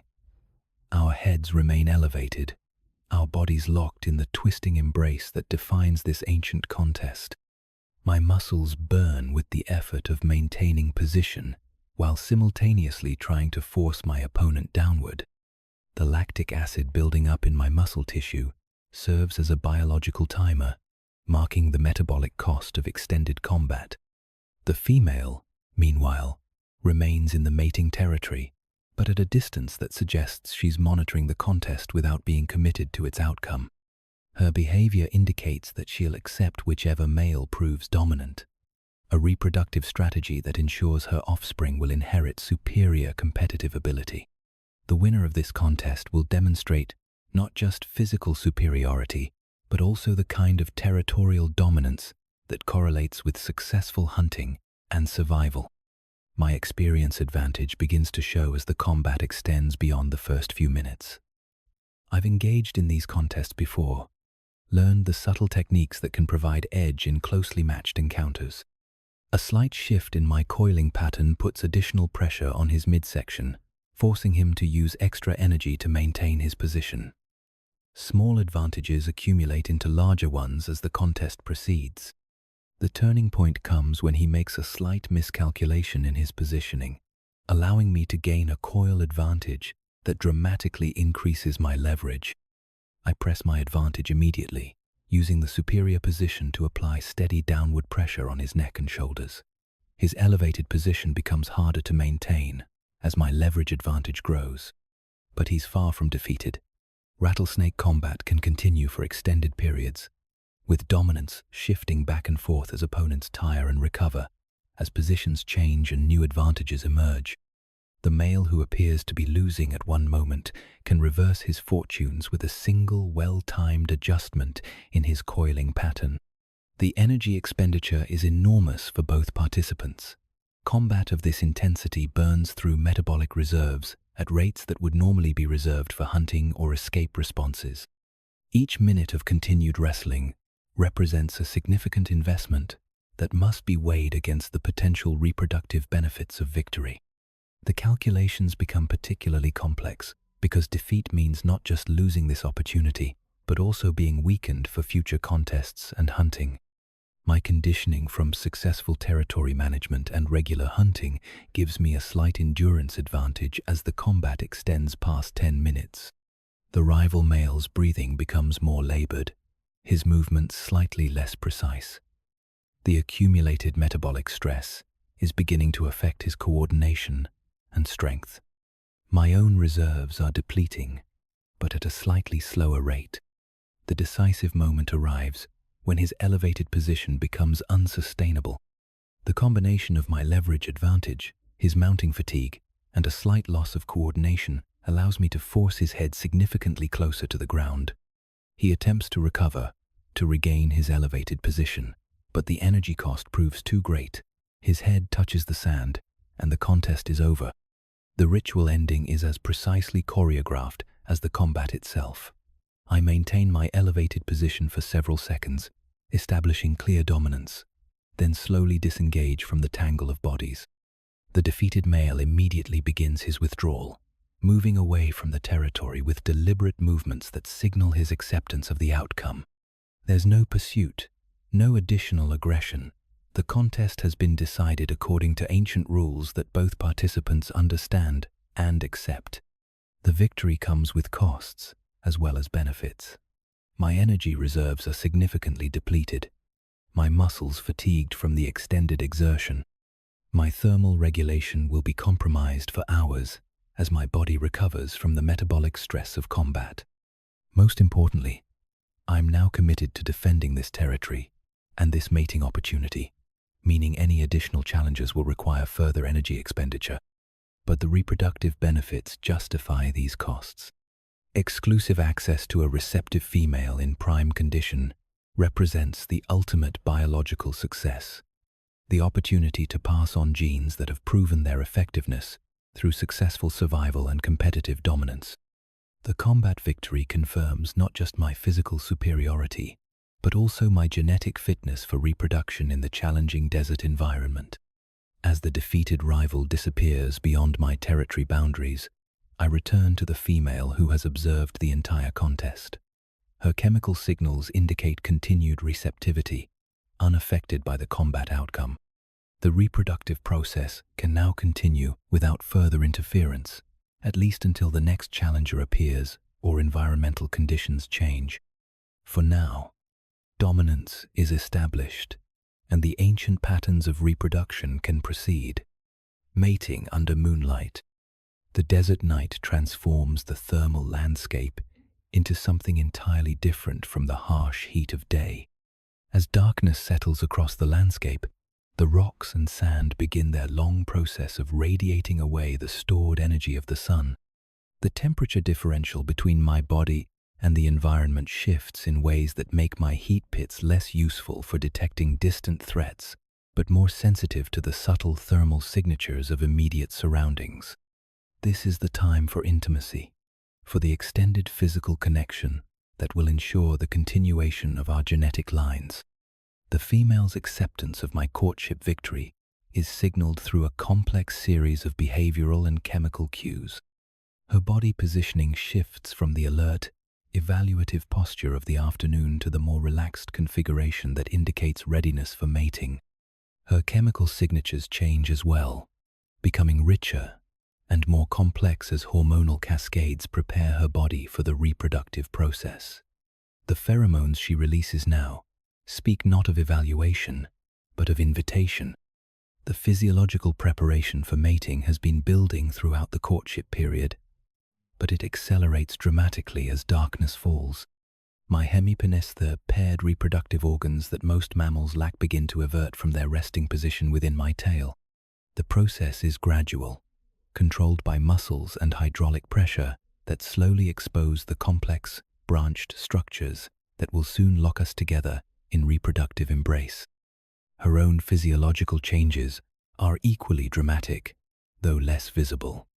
Internal muscular adjustments prepare her cloaca for the mechanical demands of coupling. Hormonal signals trigger the release of specialized lubricants that will facilitate the physical connection while simultaneously altering the chemical environment to support sperm survival and transport. Every aspect of her reproductive system activates in preparation for the genetic exchange to come. The approach phase is slow, deliberate, almost ceremonial in its precision. I move toward her with movements that are neither hunting nor defensive, but something entirely different, the specific locomotion patterns that signal reproductive intent. My body temperature has been carefully regulated throughout the evening to ensure optimal physiological function during the extended mating period. Too cool, and the muscular coordination required for successful coupling becomes compromised. Too warm, and the metabolic stress undermines endurance. The initial contact is tentative, exploratory. Our bodies touch along their lengths as I position myself parallel to her, allowing for extensive chemical communication through direct contact. The pheromones exchanged during this phase provide final confirmation of genetic compatibility and reproductive readiness. Any fundamental incompatibilities would be detected now, leading to withdrawal rather than continued engagement. The complex mechanics of snake reproduction require precise anatomical alignment that can only be achieved through patient adjustment and mutual cooperation.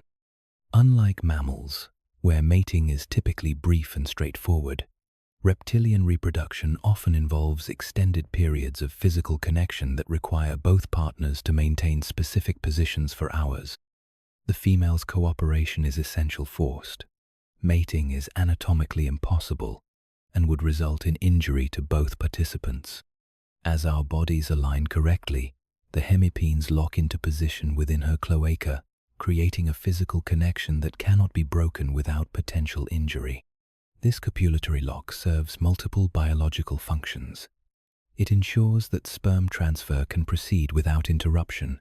It prevents other males from interrupting the reproductive process, and it allows for the extended time period required for successful fertilization in reptilian reproduction. The locking mechanism is both remarkable and vulnerable. Once engaged, we cannot separate quickly, cannot flee rapidly if threatened. Our mobility is severely compromised, our ability to defend ourselves reduced to the warning systems that might deter predators without requiring rapid movement. The thermal signatures of our joined bodies create a larger, more obvious target for any predator sophisticated enough to exploit our vulnerability. The sperm transfer process itself is gradual, controlled by muscular contractions that pump genetic material through specialized channels within the hemipenes. The quantity of sperm transferred is enormous by mammalian standards, millions of cells that will navigate the complex internal geography of the female's reproductive system. Only a tiny fraction will successfully reach and fertilize eggs, but the redundancy ensures reproductive success, even under challenging conditions. The night air carries sounds that heighten our vulnerability. The distant yip of coyotes suggests predators are active, following their own reproductive and survival imperatives. The flutter of bat wings overhead reminds us that the desert ecosystem continues its complex interactions around our reproductive drama. Every sound must be evaluated for potential threat, while we remain locked in our immobile embrace. My sensory systems remain active throughout the mating process, monitoring our surroundings for changes that might signal danger. My heat pits track the thermal signatures of distant animals, searching for the approach patterns that might indicate stalking predators. My tongue, when I can extend it without disturbing our positioning, samples the air for chemical signatures that might warn of approaching threats. The female's sensory vigilance matches my own. Her position allows her to monitor different aspects of our environment, creating a combined sensory network that provides better protection than either of us could maintain alone. Her chemical reception capabilities remain active throughout mating, analyzing airborne pheromones for signs of approaching competitors or predators. The hormonal changes accompanying mating affect both our behavior and our physiology. Stress hormones that normally maintain high alertness are partially suppressed to allow for the relaxation necessary for successful reproduction. Pain sensitivity is reduced to prevent the discomfort of extended physical connection from triggering separation responses. Most importantly, the reward systems in our brains are activated, creating positive reinforcement that encourages completion of the reproductive process. The timing of separation is critical and must be precisely coordinated.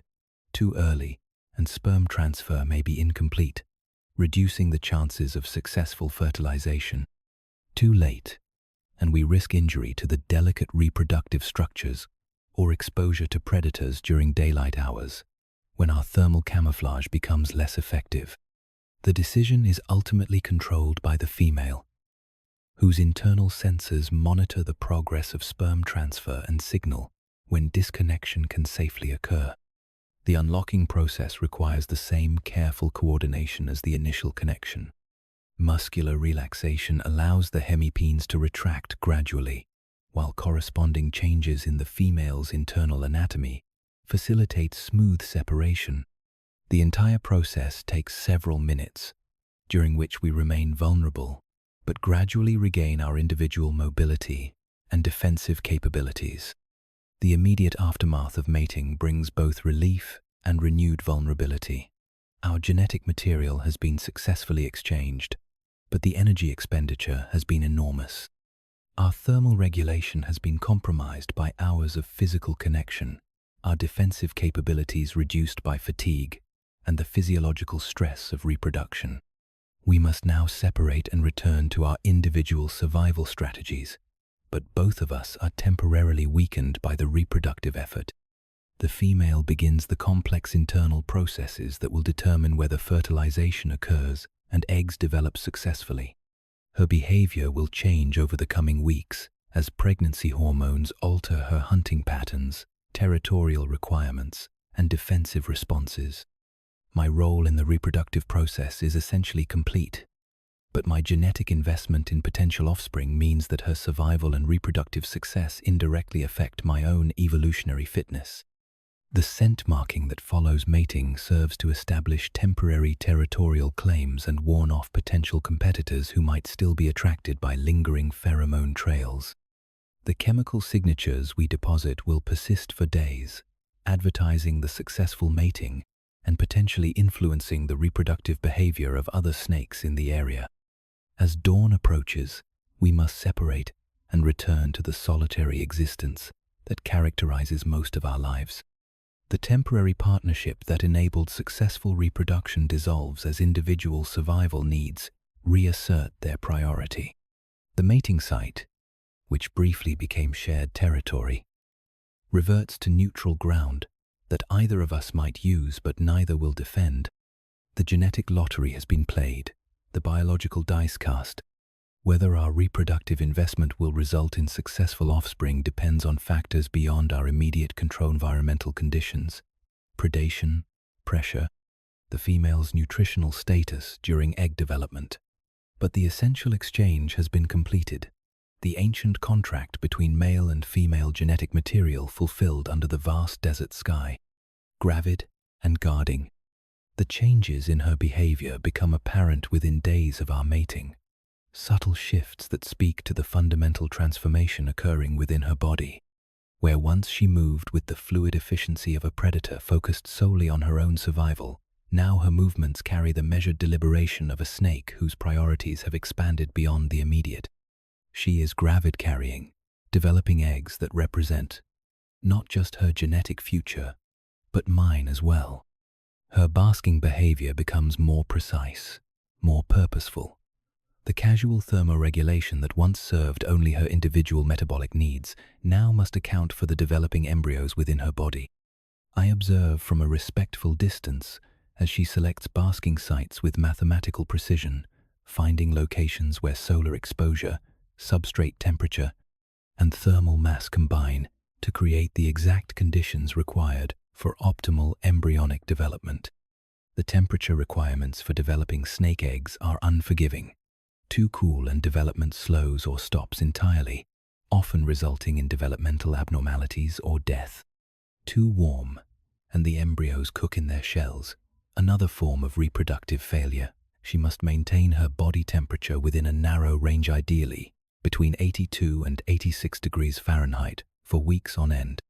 This thermal precision requires behavioral adaptations that reshape her entire existence. Her hunting patterns change as well, becoming more selective and strategic.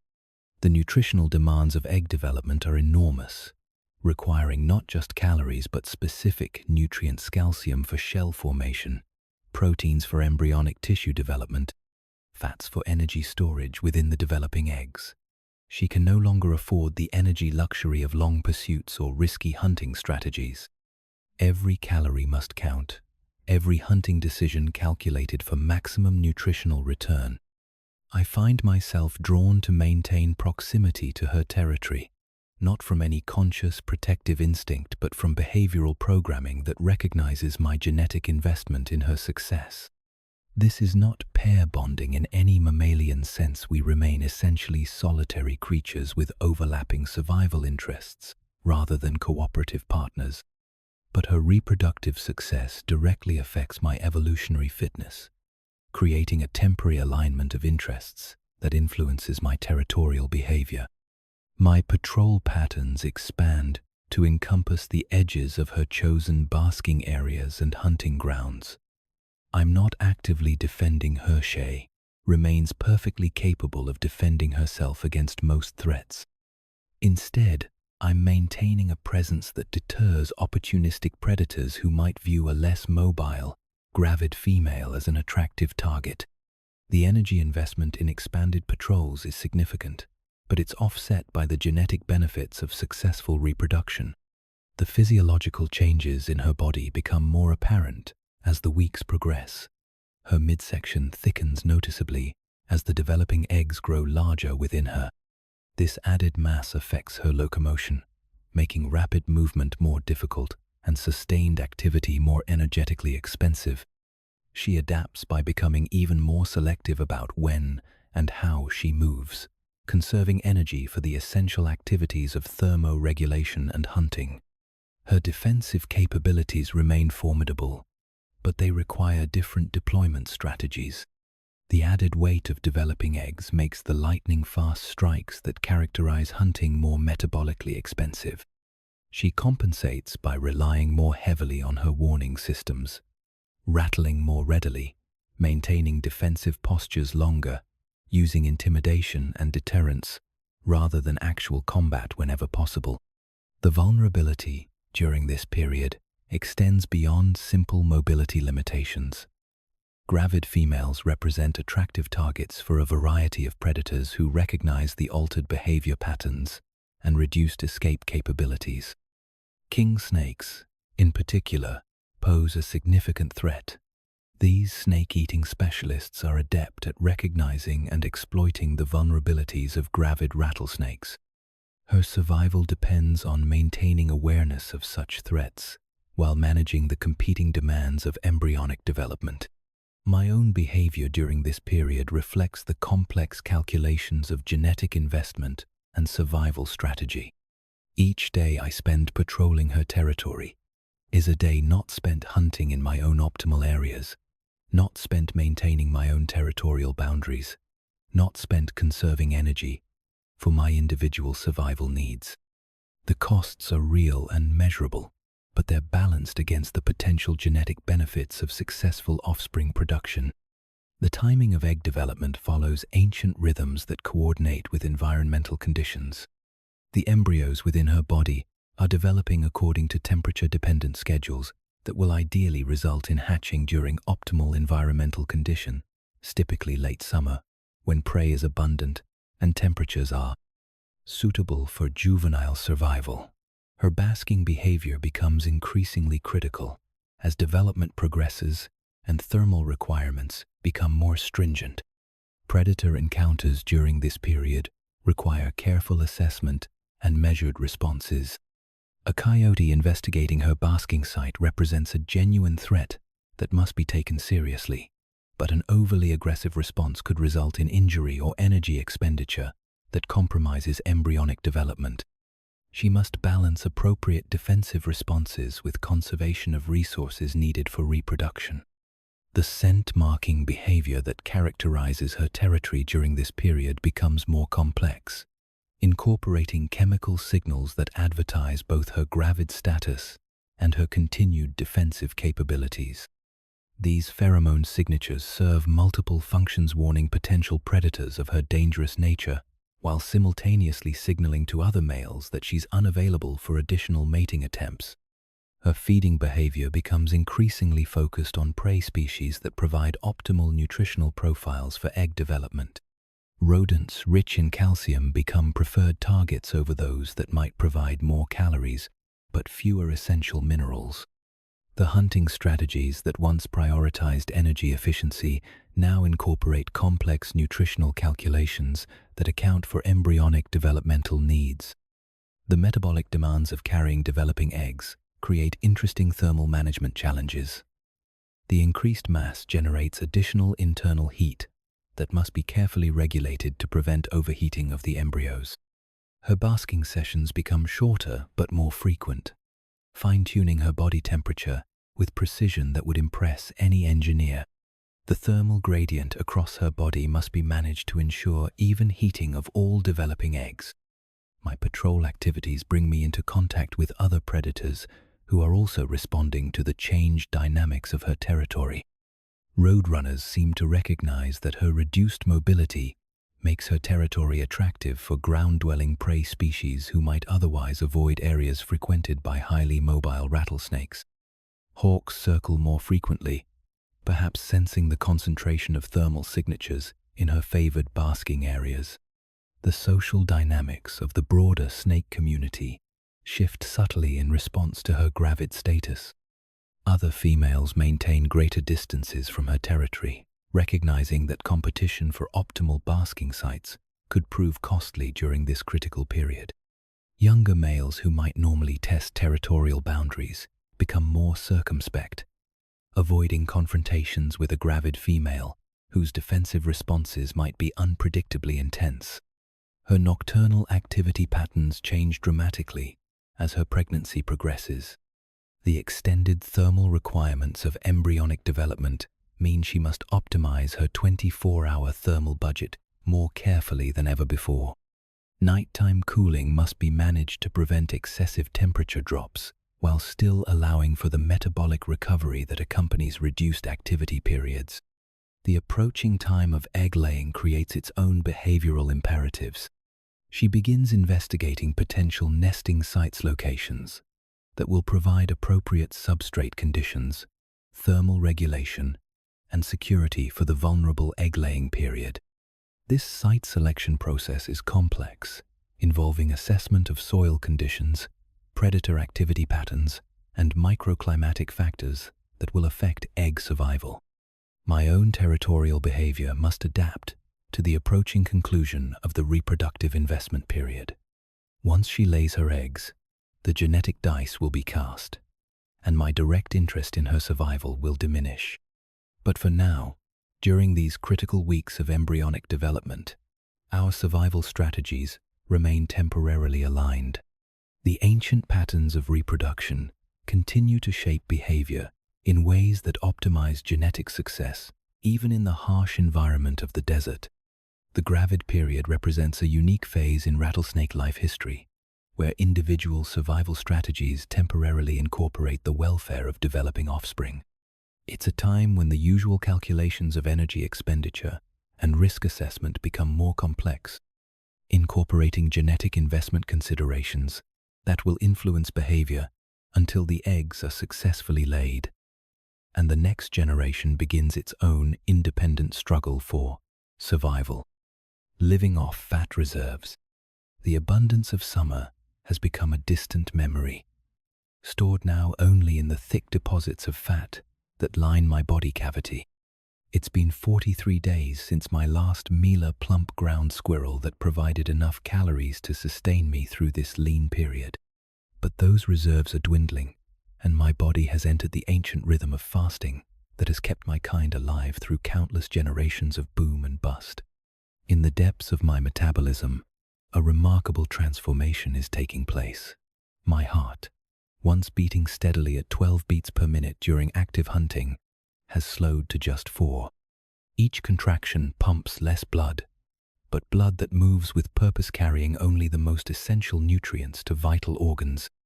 My kidneys have almost completely shut down their filtering operations, conserving every drop of water while producing virtually no waste. This isn't starvation in the panicked, desperate sense that mammals experience. This is controlled dormancy, a masterclass in biological efficiency that allows me to survive on stored energy for months. The fat reserves I'm burning aren't randomly distributed throughout my body. They're concentrated in specific depots along my spine, around my liver, and in the spaces between my ribs. As I metabolize these stores, I can sense their depletion through subtle changes in my internal landscape. My liver, once swollen with glycogen, has shrunk to a fraction of its summer size. The sensation is oddly specific, like feeling a familiar weight gradually lifting from inside my body cavity. My movement patterns have become ruthlessly efficient. Every inch of travel now requires a cost-benefit analysis that happens faster than conscious thought. The energy required to move 3 feet to a better basking spot must be weighed against the thermal advantage gained. More often than not, I choose stillness. I've become a master of micro-movements, shifting position by mere centimeters to track the sun's warmth across my hiding place beneath an overhanging sandstone ledge. Water conservation has become equally critical. My scales, normally allowing some moisture to escape, have tightened their seal. My mouth remains closed except when absolutely necessary, preventing the loss of precious humidity from my respiratory system. Even my eyes have adapted, producing fewer tears to lubricate their surfaces. I've become a living monument to conservation, every system optimized for survival rather than activity. The psychological aspects of prolonged fasting create their own unique experience. My hunger drive, so sharp and motivating during active hunting periods, has dulled to a background whisper. It's still there. I can feel it in the way my heat-sensing pits automatically track any warm-blooded creature that passes nearby, but it lacks the urgent intensity that would normally trigger a hunting response.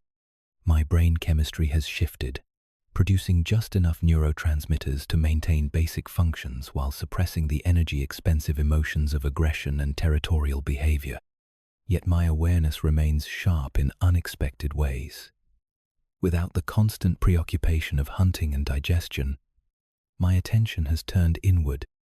I can feel the slow circulation of my blood, the gradual breakdown of fat molecules in my tissues, the subtle changes in my body's chemical balance. It's like having a detailed readout of my internal systems, a biological dashboard that tracks every aspect of my survival.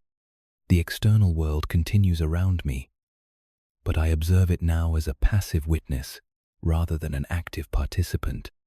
A family of javelinas passes within 10 feet of my hiding spot, their musky scent strong enough to trigger my tongue's chemoreceptors, but I remain motionless. A roadrunner investigates the area where I shed my skin weeks ago, pecking at the papery remains, but I don't register it as either threat or opportunity. I am in survival mode now, and survival means embracing stillness. This state of dormancy isn't uncomfortably. It's deeply familiar, encoded in my genetics through millions of years of evolutionary refinement.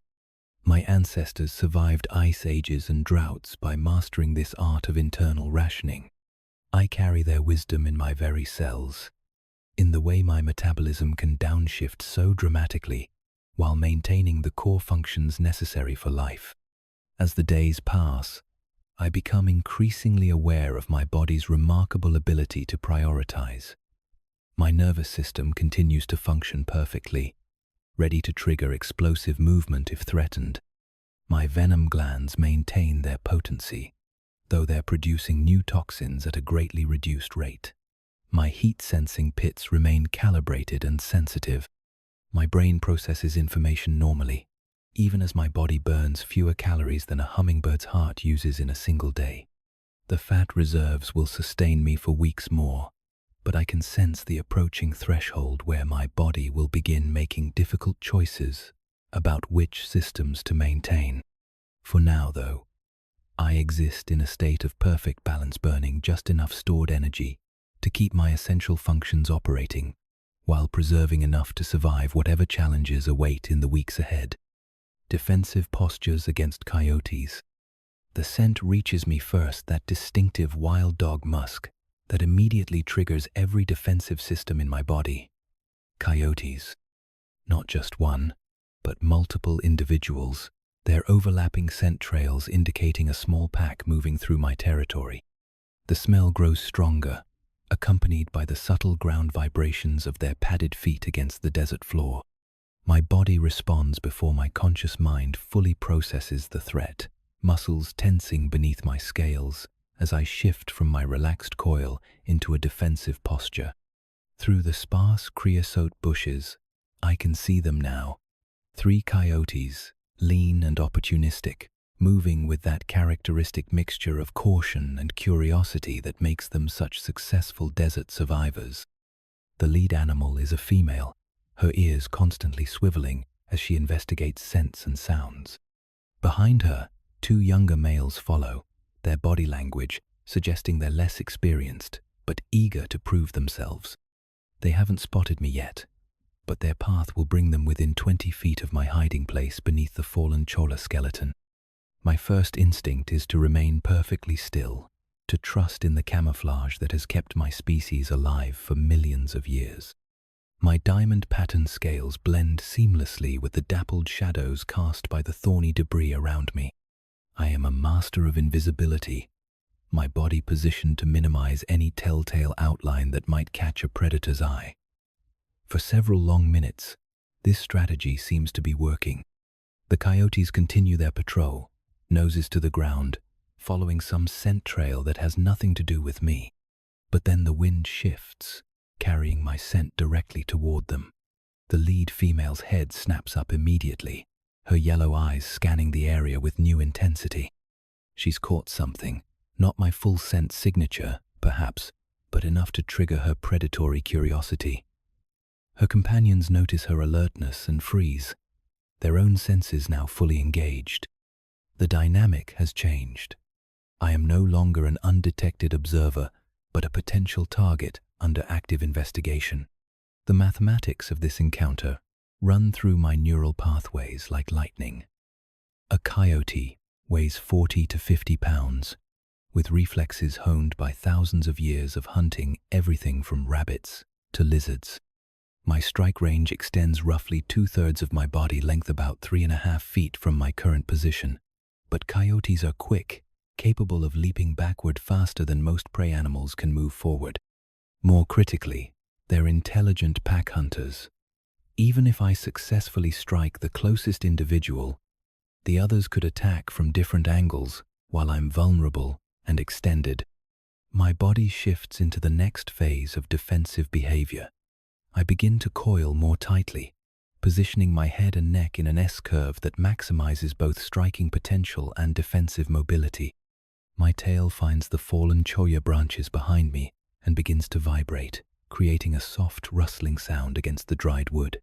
It's not the sharp rattle that my tail segments would produce, but it's an unmistakable warning to any creature familiar with desert dangers. The lead coyote has definitely spotted me now.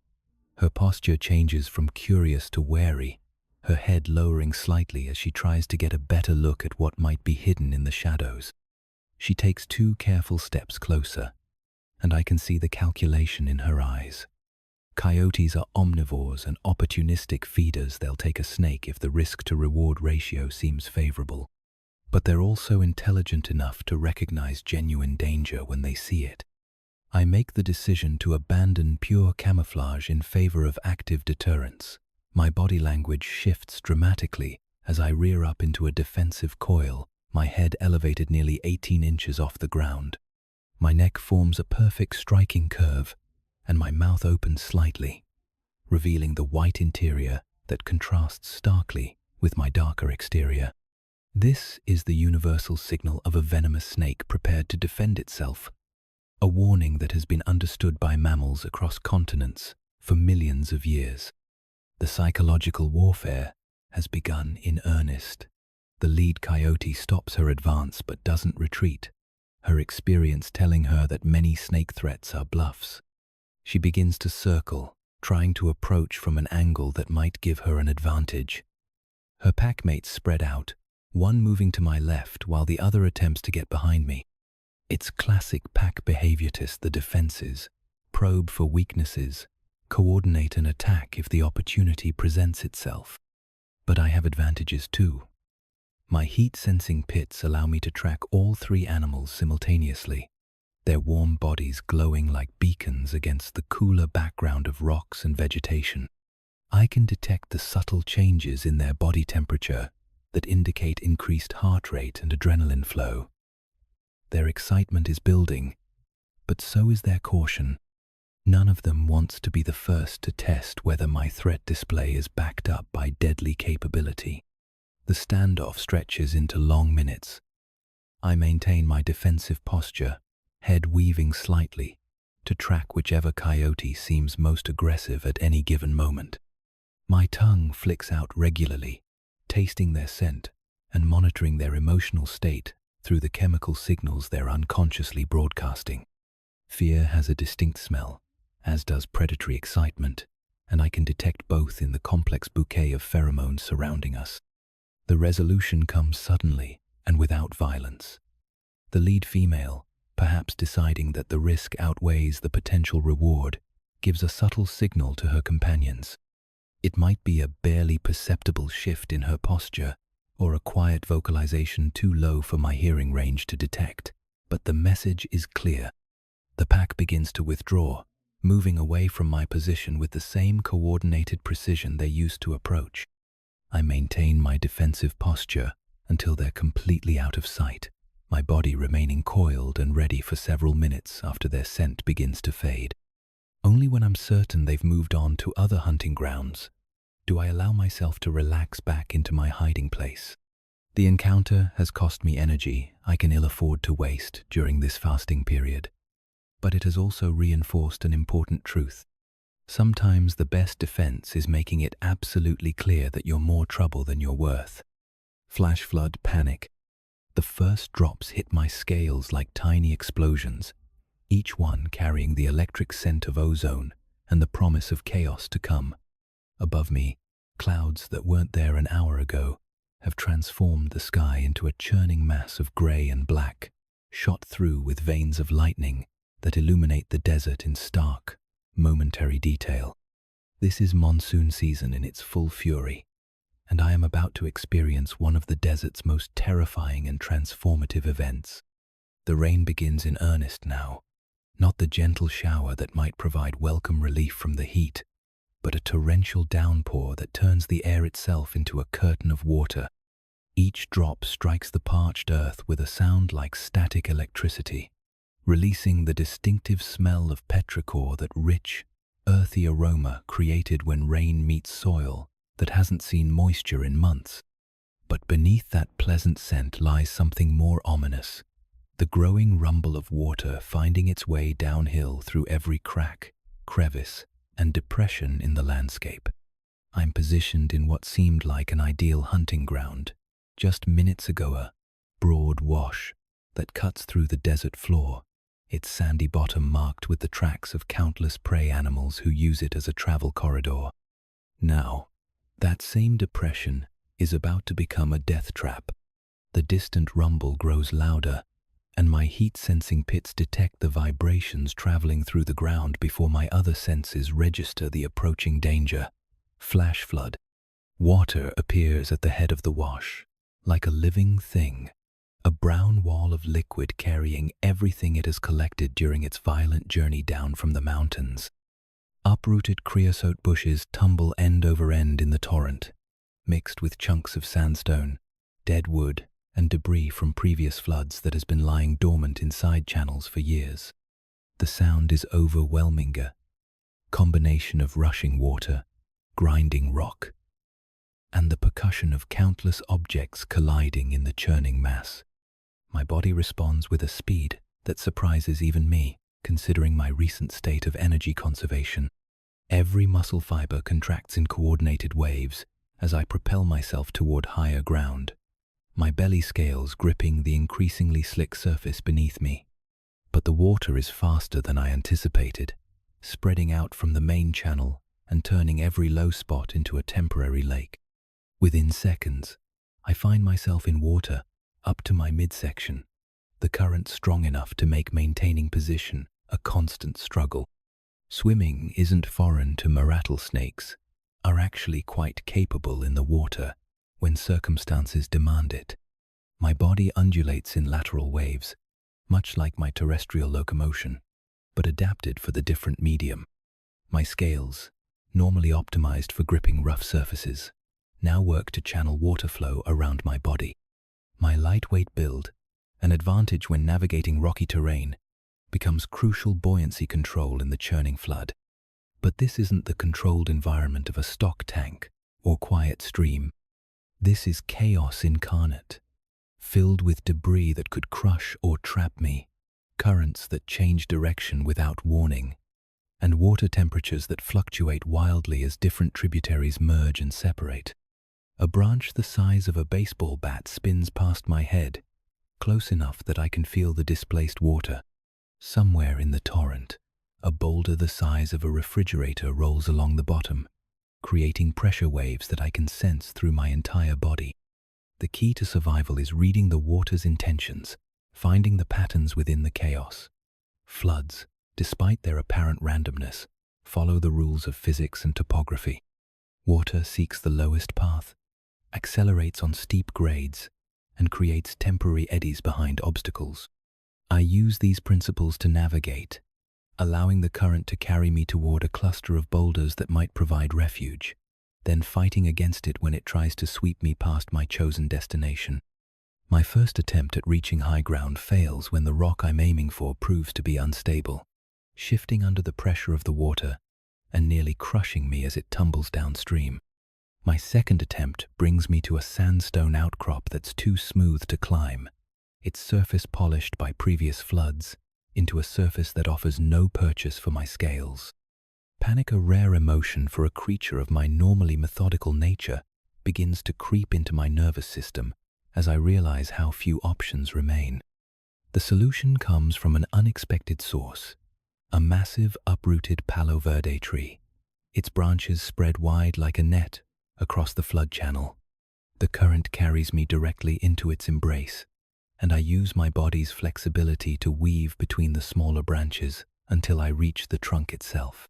Here, finally, is a surface I can grip, bark rough enough to provide the friction my scales need to pull myself up and out of the raging water. From my perch 15 feet above the flood, I can observe the true scope of this desert transformation. The entire landscape has become temporarily aquatic, with water flowing through channels that haven't seen moisture since the last major storm system passed through months ago. Actual fish, somehow surviving in hidden pools and springs, are being swept along with the debris, their silver bodies flashing in the muddy torrent. Seeds that have been lying dormant in the soil for years are beginning their brief journey to new germination sites, carried by currents that will deposit them in locations where they might wait another decade for the next suitable growing season. The flood passes as quickly as it arrived, the water level dropping visibly as the storm cell moves on to terrorize some other section of desert. Within an hour, only scattered pools remain in the deepest parts of the wash, reflecting the clearing sky like mirrors scattered across the sand. But the landscape has been fundamentally altered. Familiar landmarks have been erased or relocated. Scent trails that took months to establish have been washed away completely. The chemical map I used to navigate my territory has been rewritten in a single afternoon. Yet, opportunity emerges from destruction. The flooding has redistributed prey animals, concentrating them in the remaining dry areas and making them easier to locate.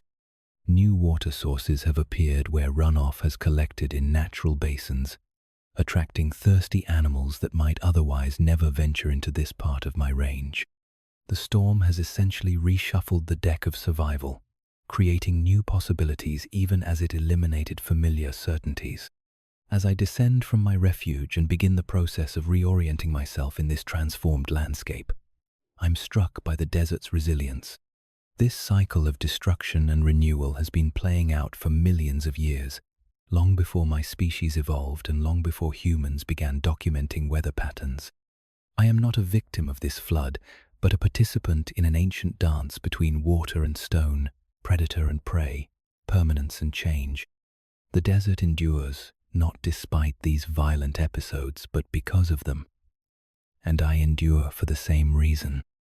Overwintering den. The limestone crevice presents itself like an answer to a question I've been unconsciously asking for weeks. 20 feet up a south-facing cliff, partially concealed by a curtain of dried grass and protected by an overhang that will shed rain and snow, it represents everything I need for the long sleep ahead. The opening is narrow enough to deter larger predators, but wide enough for me to enter easily. And when I extend my tongue to taste the air within, I detect the faint chemical signatures of previous occupants, other snakes, who have used this refuge in winters past. The selection process for an overwintering den is perhaps the most critical decision I'll make all year. Get it wrong, and I might freeze to death during an unexpected cold snap, flood during a winter storm, or fall victim to predators who discover my vulnerable sleeping form. Get it right, and this crevice will cradle me through months of dormancy, maintaining just enough warmth to keep my vital functions operating while protecting me from the worst extremes of desert winter weather. I spend 3 days investigating every aspect of my potential winter home. The depth extends back into the limestone for nearly 8 feet, ending in a chamber that's slightly wider than the entrance tunnel. The floor is covered with a layer of sand and organic debrised snake skins, dried plant matter, and the scattered bones of small animals that probably represent the remains of owl pellets dropped from above. More importantly, the temperature remains remarkably stable. While the outside air fluctuates wildly between day and night, this deep recess maintains a steady coolness that will be perfect for slowing my metabolism to winter levels. The preparation begins with the most unpleasant but necessary task, purging my digestive system completely. Any food remaining in my stomach or intestines during the long dormancy ahead could rot and kill me from the inside. Over the course of several days, I engage in a process that's both automatic and deliberate. using muscular contractions to expel every trace of undigested material from my body. It's uncomfortable and leaves me feeling hollow, but it's essential preparation for a sleep that might last 4 months or more. My nervous system begins the transition even before I enter the den. The changing photoperiods, hotter days, and longer nights triggers hormonal cascades that have been programmed into my genetics for millions of years. My appetite, already reduced by the cooling temperatures, disappears entirely. My activity level drops to the bare minimum required for basic survival functions. Even my ability to sense heat begins to diminish as my body diverts energy away from non-essential systems. The first night in the den brings a profound shift in my sensory experience. The familiar sounds of the desert wind through the creosote, the distant call of coyotes, the scurrying of nocturnal rodents become muffled and distant. Instead, I become acutely aware of subtler phenomena: the whisper of my own breathing, the slow circulation of blood through my body, the gradual cooling of my scales as they equilibrate with the temperature of the stone around me. My heart rate, which maintained a steady 4 beats per minute during my recent fasting period, begins to slow even further. 5 beats, 4, 3. The space between each contraction stretches longer, and I can feel my consciousness adapting to this new rhythm. It's like tuning into a different frequency of existence, one measured not in minutes or hours, but in the slow progression of seasons. The most remarkable change occurs in my brain chemistry. As my core temperature drops, my neurons begin firing more slowly, creating a state that's neither sleep nor wakefulness, but something entirely different. I remain aware of my surroundings, capable of responding to threats or extreme temperature changes, but my thoughts take on a dreamy, disconnected quality. Memories from the active season replay in slow motion: the successful hunt for the ground squirrel, the mating encounter, the flash flood that transformed my territory. By the end of my first week in the den, my heart rate has stabilized at 2 beats per minute. Each contraction sends a small wave of warmth through my body, a reminder that life continues even in this state of profound dormancy. My breathing becomes so shallow that it's barely detectable, my lungs extracting just enough oxygen from each inhalation to maintain cellular function. My kidneys have essentially shut down, producing no waste and conserving every molecule of water in my system. The limestone walls around me become my entire universe. I can feel their slight thermal variations as the sun warms the cliff face during the day, and they radiate heat back into the night sky after dark. My body temperature follows these fluctuations, but in a muted way, never varying more than a few degrees from the stable baseline the den provides. I am becoming part of the rock itself, my metabolism so slow that I'm barely distinguishable from the mineral world around me. Yet even in this state of near-complete dormancy, my defensive systems remain partially active. When a desert kit fox investigates the entrance to my den one night, drawn perhaps by some lingering scent, my rattle produces a weak but unmistakable warning. The sound seems to come from very far away, even to my own muted hearing, but it's effective enough to discourage further investigation. I am asleep but not helpless, dormant but not defenseless. The transformation of my digestive system is particularly profound. My stomach, normally capable of expanding to accommodate prey items larger than my own head, has contracted to a fraction of its normal size. My liver, the chemical processing center that handles everything from toxin neutralization to nutrient storage, has entered a state of minimal activity. Even my venom glands have slowed their production, conserving the complex proteins and enzymes that make my bite so effective during the active season. As the weeks pass, I lose all sense of time's normal progression. Day and night become meaningless concepts, distinguished only by subtle temperature variations that my body registers without conscious awareness. My dreams, if they can be called that, blend seamlessly with reality. I experience phantom hunts, pursuing prey through landscapes that combine memories of real places with impossible geometries created by my dormant brain. The true measure of successful brumation isn't comfort, it's the complete absence of unnecessary sensation.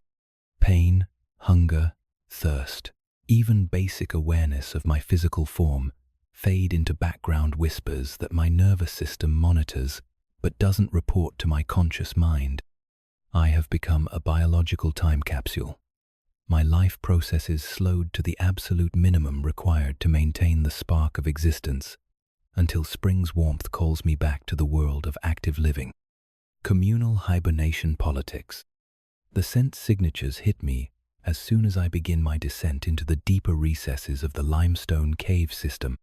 Not just one or two other snakes, but Dozensa complex bouquet of pheromones that tells the story of a well-established hibernaculum. Some scents are familiar from previous years. Older adults who have been using this site for decades, their chemical signatures as recognizable to me as faces would be to a human. Others are new, probably younger snakes experiencing their first communal brumation in this particular location. The main chamber opens before me like an underground cathedral, its ceiling disappearing into darkness, while the floor spreads out in a series of terraced ledges carved by millennia of water flow. But what captures my attention immediately is the living carpet that covers much of the available space. Rattlesnakes in various stages of settling in for the winter, bodies intertwined in loose knots, some coiled individually but touching their neighbors, others wound together in complex braids that conserve heat through shared body warmth. The social dynamics of communal hibernation are far more complex than most people imagine. This isn't simply a gathering of convenience, it's a carefully structured community with its own hierarchies, territories within territories, and subtle systems of cooperation and competition. The prime real estate, closest to the thermal mass of the chamber's deepest recesses, is occupied by the largest and oldest individuals. These are snakes who have survived 15, 20, even 25 winters, and their seniority grants them first choice of the most thermally stable positions. I approach cautiously, my tongue flicking constantly, to read the social atmosphere. Aggression is generally muted during the pre-hibernation period. We're all operating on the same biological imperative to conserve energy, but that doesn't eliminate competition entirely. A particularly large male, easily 6 feet long and thick as my wrist, raises his head slightly as I pass. It's not a threat display, exactly, but a reminder that he's aware of my presence and monitoring my intentions. Finding my place in this underground society requires a delicate balance of assertion and deference. I'm neither the largest snake here, nor the smallest, neither the oldest, nor the youngest. My size and apparent health earn me access to a decent location. Not the premium spots near the chamber's thermal core, but not relegated to the drafty areas near the entrance either. I settle into a position about halfway between the center and the periphery, close enough to benefit from the communal heat, but not so central as to challenge the established hierarchy.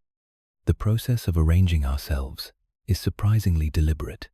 Snakes shift position gradually over the course of several days, each movement requiring negotiation through chemical signals and subtle body language. A younger female attempts to claim a spot too close to the center and is gently but firmly discouraged by the coordinated positioning of several larger individuals.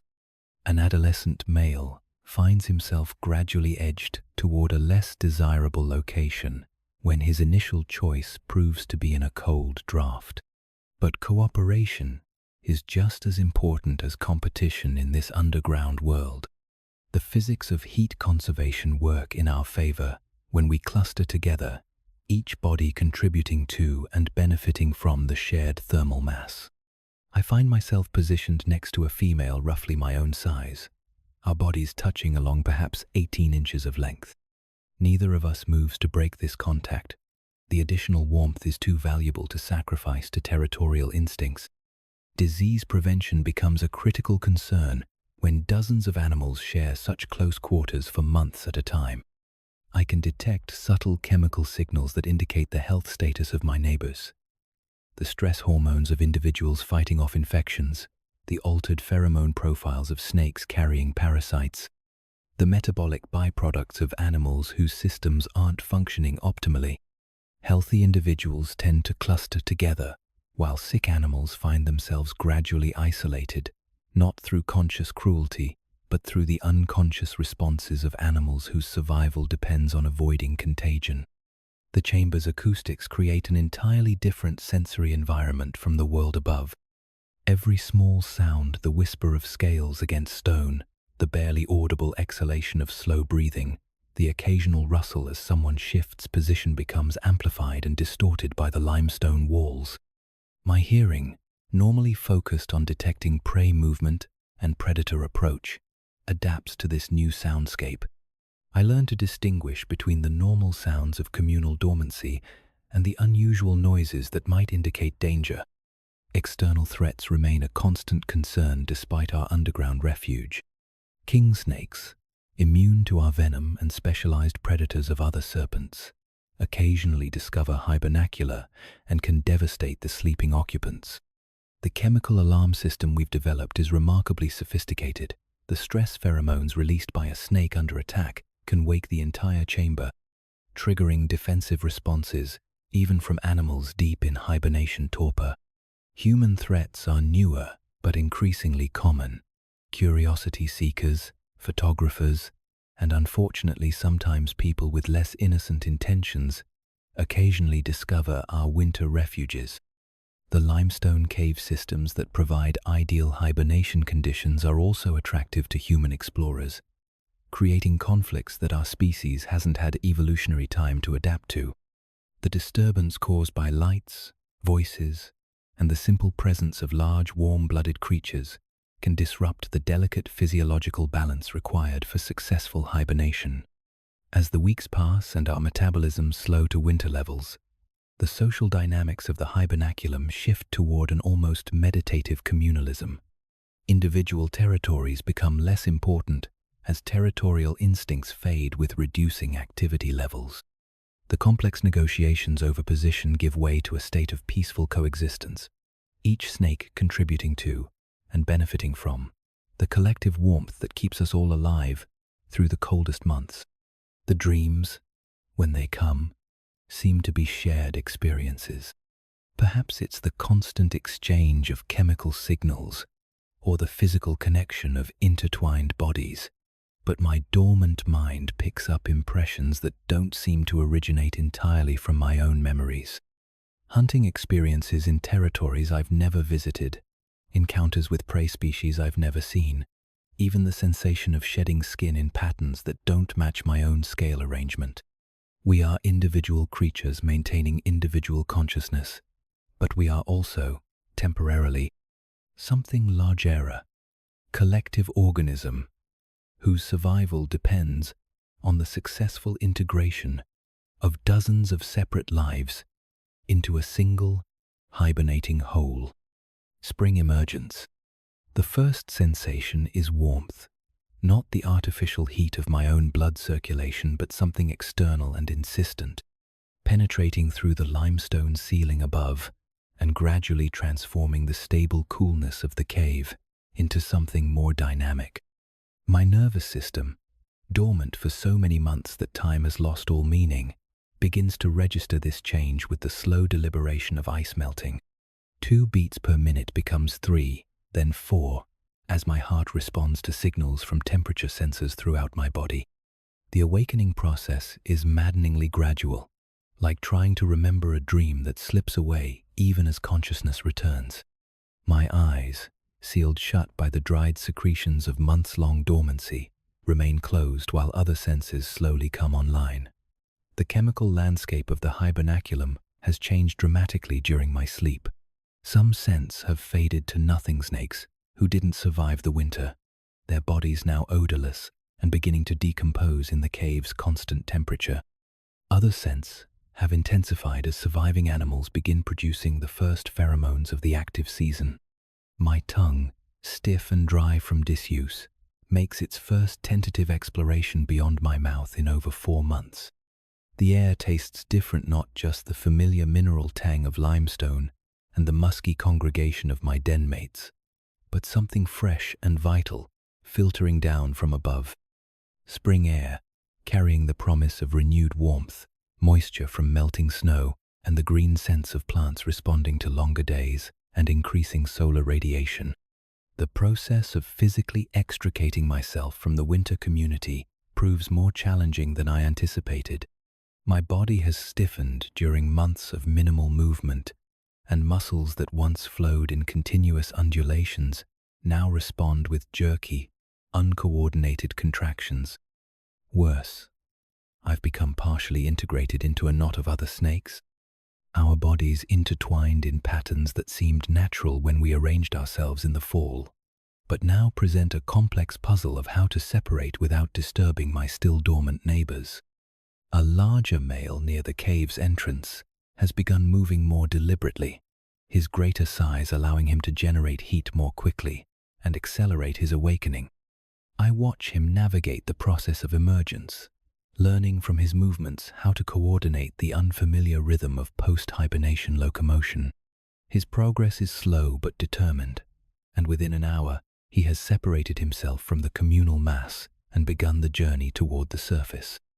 My own ascent through the limestone passages takes the better part of a day. Every few feet, I must pause to rest, my cardiovascular system struggling to pump blood through tissues that have been operating at minimal circulation for months. The familiar cave passages seem different now, not because they've changed, but because my sensory systems are recalibrating themselves after their long dormancy.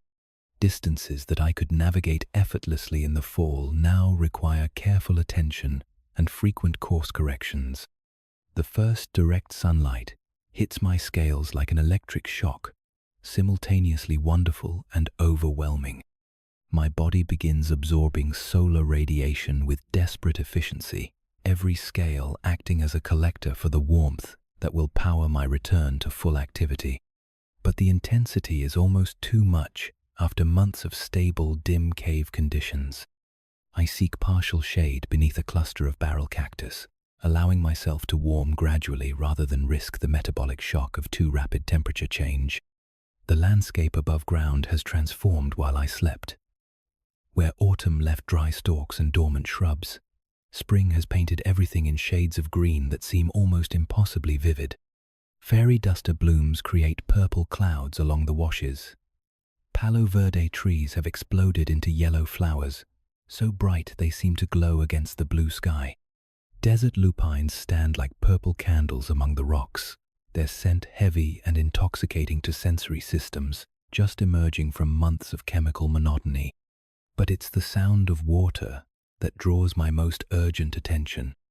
Somewhere nearby, snowmelt has collected in a natural basin, creating the first reliable water source I've encountered since entering hibernation. My body's need for hydration has become critical months of minimal kidney function.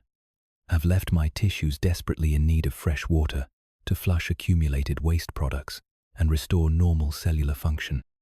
The journey to the water source requires navigating terrain that seems both familiar and foreign. Landmarks I remember from the fall are still there, the distinctive cluster of ocotillo stalks, the boulder pile where I once basked, the flat sandstone shelf that served as a hunting perch, but they're arranged in a landscape that appears subtly different, as if viewed through new eyes after my long absence from visual processing. The pool itself is a miracle of desert hydrology, a natural depression in the sandstone that has collected perhaps 50 gallons of clear, cold water from recent snowmelt. The surface reflects the morning sky like a mirror, broken only by the occasional water strider skating across the surface tension. But more importantly for my immediate needs, it represents the first opportunity in months to restore my body's water balance. I approach the water's edge with the caution of an animal whose reflexes are still operating at reduced capacity. The drinking process is deliberate and thorough, not the quick, efficient hydration of an active season snake, but a slow, methodical restoration of cellular function. I can feel the water being absorbed into tissues that have been operating at minimal hydration for months, my body greedily pulling moisture into every cell that has been waiting for this moment. The electrolyte balance restoration is particularly crucial. Months of minimal kidney function have allowed various salts and minerals to accumulate in my system, while others have been depleted below optimal levels. The fresh water helps begin the process of flushing these imbalances, but full restoration will take days of careful hydration and the resumption of normal metabolic function. As my core temperature rises with continued basking, my nervous system begins firing with something approaching normal efficiency. Reflexes that were sluggish an hour ago become sharp and responsive. My heat-sensing pits recalibrate themselves to detect the thermal signatures of potential prey animals. Most importantly, my muscular coordination returns to the fluid, efficient pattern that makes me an effective predator rather than a slow-moving survivor. The process of re-establishing territorial markers begins almost automatically as my scent glands resume normal production. I begin leaving chemical signatures on familiar rocks and vegetation, not yet claiming hunting territory in any aggressive sense, but announcing my survival and return to the local ecosystem. Other snakes are going through the same process, and over the coming days, we'll all need to renegotiate the boundaries and hierarchies that define our relationships during the active season. Spring emergence isn't just a return to activity, it's a rebirth, a transition from one state of existence to another, so fundamental that it feels like becoming a different creature entirely. The snake that enters hibernation in the fall carries forward into spring, but changed, refined by months of the most profound dormancy imaginable, and somehow renewed by the experience of existing at the very edge of life itself. Territory patrol. The familiar landscape greets me like an old friend, speaking in a language I had almost forgotten. Every rock outcrop, every cluster of desert broom, every depression in the sandy wash carries chemical signatures that my tongue reads with increasing fluency as my sensory systems fully wake from their winter dormancy. But something has changed during my months underground. The territorial boundaries that seemed so clear and important last fall have become fuzzy, complicated by the chemical traces of other snakes who may have shifted their ranges while I slept, or newcomers who have moved into areas they perceived as abandoned. My first patrol circuit covers the core area of my territory, roughly 40 acres of prime desert real estate that includes the best basking rocks, the most reliable hunting corridors, and the thermal refuges that made survival possible during last summer's peak heat. The sandstone shelf where I spent countless hours absorbing morning sun still holds the faint chemical traces of my presence, but they're overlaid with newer scents that tell a complex story of winter activity.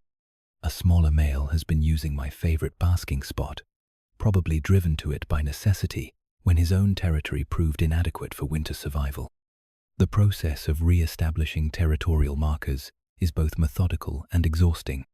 At each significant landmark, I pause to rub my chin and neck scales against the rough surfaces, depositing fresh pheromones from specialized glands that have been dormant for months. These chemical signatures serve multiple purposes. They announce my survival and return to active status.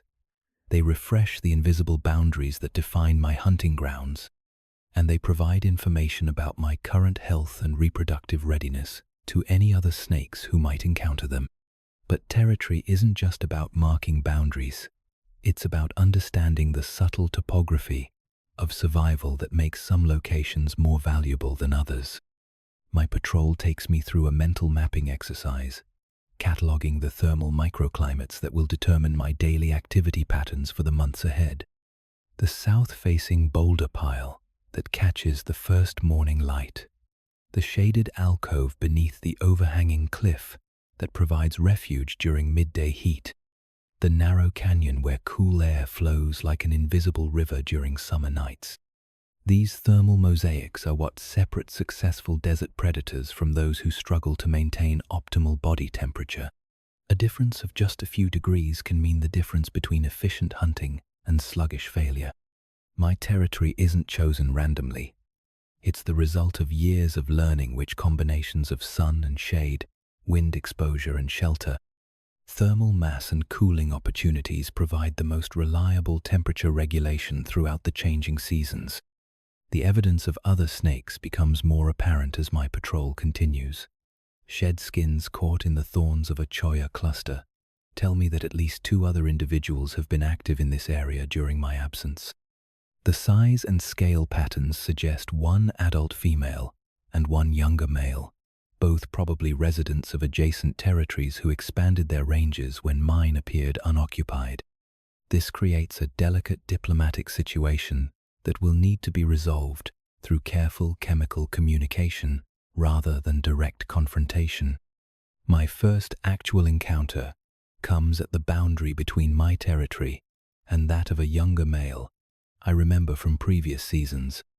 He's a good-sized snake, probably approaching sexual maturity, and his confident posture suggests he survived his first winter successfully. More concerning is the fact that he's positioned himself on what I consider my side of our traditional boundary, a pile of weathered granite boulders that has served as a neutral zone in past years.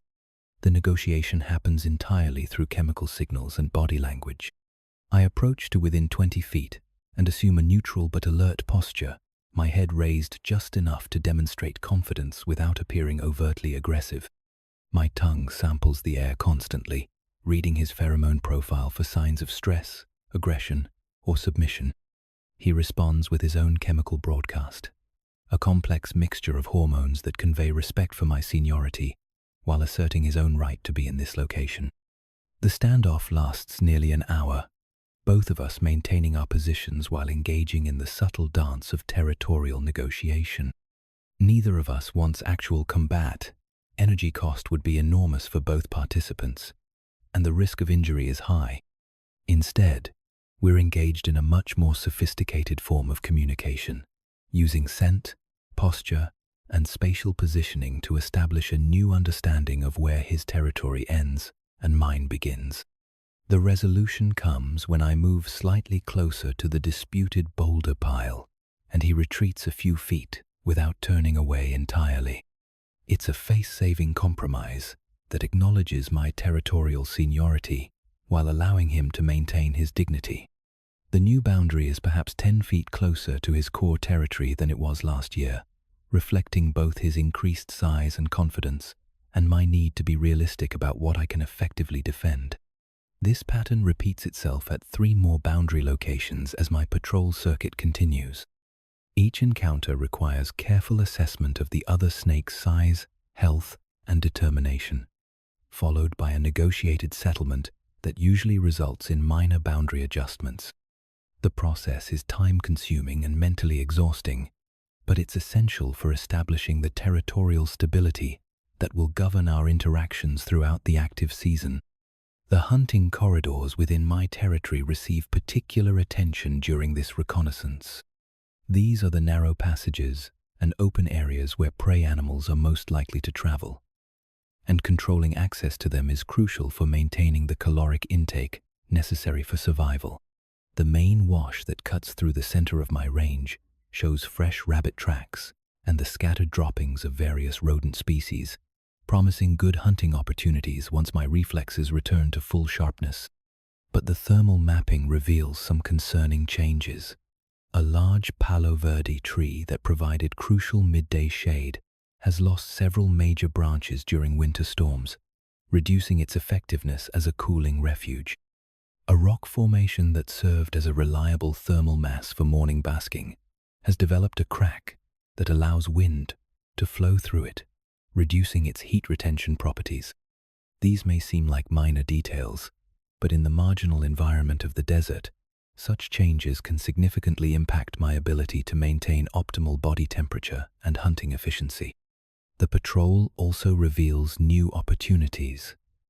A flash flood during winter has carved a deeper channel through one section of wash, creating new ambush positions where prey animals will be forced to move predictably. A rockfall has created a series of ledges that will provide excellent basking opportunities during the cooler months of spring and fall. Even territorial losses can sometimes be offset by improvements in the remaining range. As the day progresses and my patrol circuit nears completion, I'm struck by how much energy this process has required. My body, still recovering from months of minimal activity, feels the strain of covering several miles of rough terrain while maintaining constant alertness for territorial challenges and hunting opportunities. But this investment of energy is essential. The territorial boundaries established now will determine my access to resources for the entire active season ahead. The final phase of territory establishment involves creating what I think of as a scent mapper, complex network of chemical markers that will allow me to monitor my range without having to physically patrol it every day. At key locations throughout my territory, I deposit concentrated pheromone marks that will persist for weeks, serving as both boundary markers and information stations where other snakes can learn about my presence and status without direct confrontation. Illness and healing. The first sign of trouble is a subtle change in the way my tongue processes chemical information. What should be crisp, distinct molecular signatures begin blurring together into an indistinct haze that makes hunting and navigation increasingly difficult. It takes me several days to recognize that the problem isn't with my tongue itself, but with my mouth. A bacterial infection has taken hold in the soft tissues around my jaw, creating swelling that interferes with my tongue's normal function and threatens to spread to more vital systems. Mouth rot, as herpetologists call it, is one of the most serious health threats a snake can face. The infection typically begins with minor trauma, perhaps damage from struggling prey or contact with contaminated surfaces, but can quickly spread throughout the oral cavity and into the respiratory system if left untreated. In my case, the initial injury probably occurred during my territorial negotiations, when a particularly aggressive encounter with a rival male resulted in both of us striking at rocks and vegetation in threat displays that may have caused microscopic damage to my mouth tissues. The bacterial invasion manifests first as a slight discoloration along my gum line, barely visible unless examined closely. But within days, the infection has spread, creating painful swelling that makes it difficult to close my mouth properly and impossible to extend my tongue to its full length. Eating becomes problematic, not just because hunting is compromised, but because the act of swallowing creates pressure that sends waves of pain through my infected jaw. My body's response to the infection follows patterns that have been refined over millions of years of evolution. The most immediate reaction is behavioral favera, deliberate elevation of my core body temperature that creates conditions hostile to bacterial reproduction while enhancing my immune system's effectiveness. I begin seeking out the hottest basking spots in my territory, positions that would normally be uncomfortably warm but now feel necessary for my survival. The process of behavioral fever requires a delicate balance. Too little heat, and the infection continues to spread unchecked. Too much, and I risk heat stroke or protein denaturation that could cause permanent damage to my nervous system. I spend the better part of 3 days fine-tuning my temperature regulation, moving between intense solar exposure and brief cooling periods to maintain my core temperature at exactly the level my immune system needs to function optimally. The healing process reveals remarkable aspects of my physiology that normally remain hidden. My venom, typically reserved for prey capture and defense, contains powerful antimicrobial peptides that my body can redirect for internal healing. As the infection progresses, I can sense these compounds being mobilized from my venom glands and transported through my circulatory system to the site of infection. It's like having an internal pharmacy that can customize treatments for specific health threats. But the most fascinating aspect of this illness is how it affects my consciousness and decision-making processes. Pain, normally a brief and actionable signal, becomes a constant background presence that colors every aspect of my daily experience.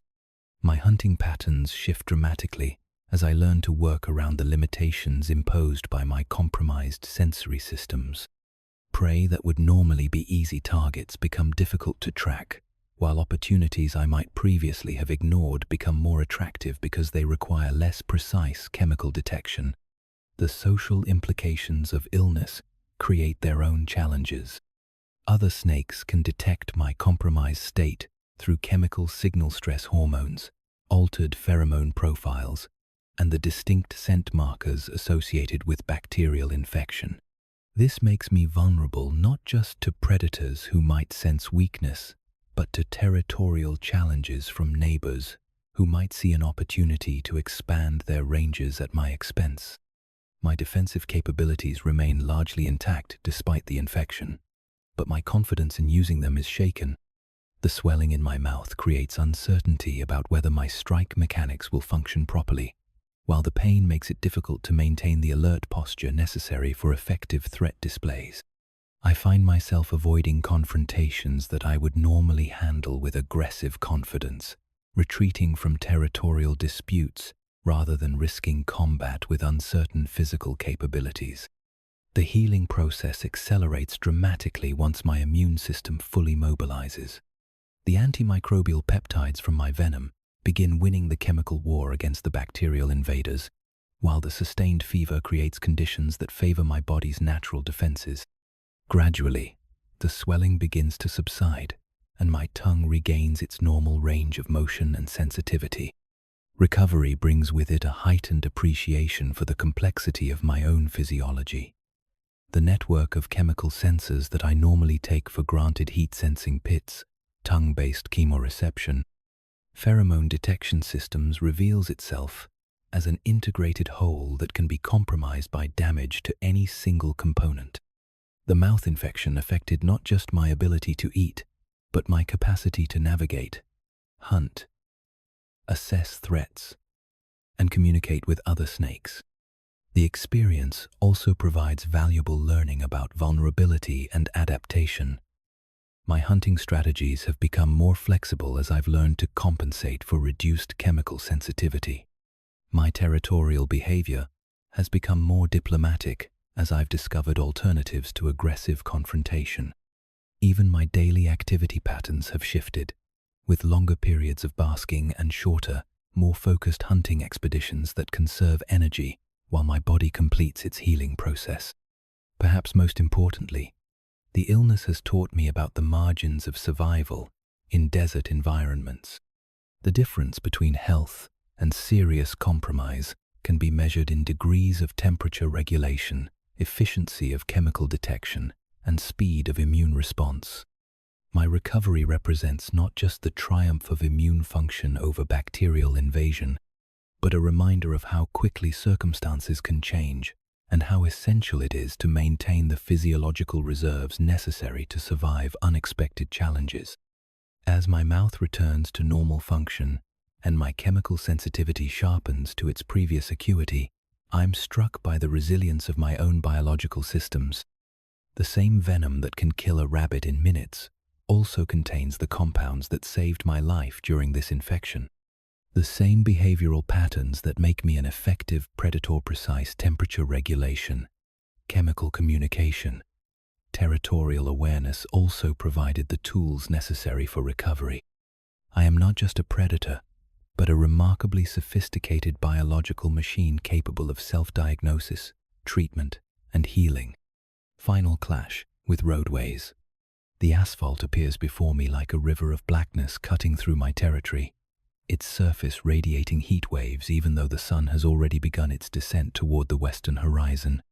This ribbon of human engineering represents something fundamentally alien to my desert world, a perfectly flat, uniformly heated surface that absorbs and holds solar energy with an efficiency that surpasses even the darkest basalt rocks.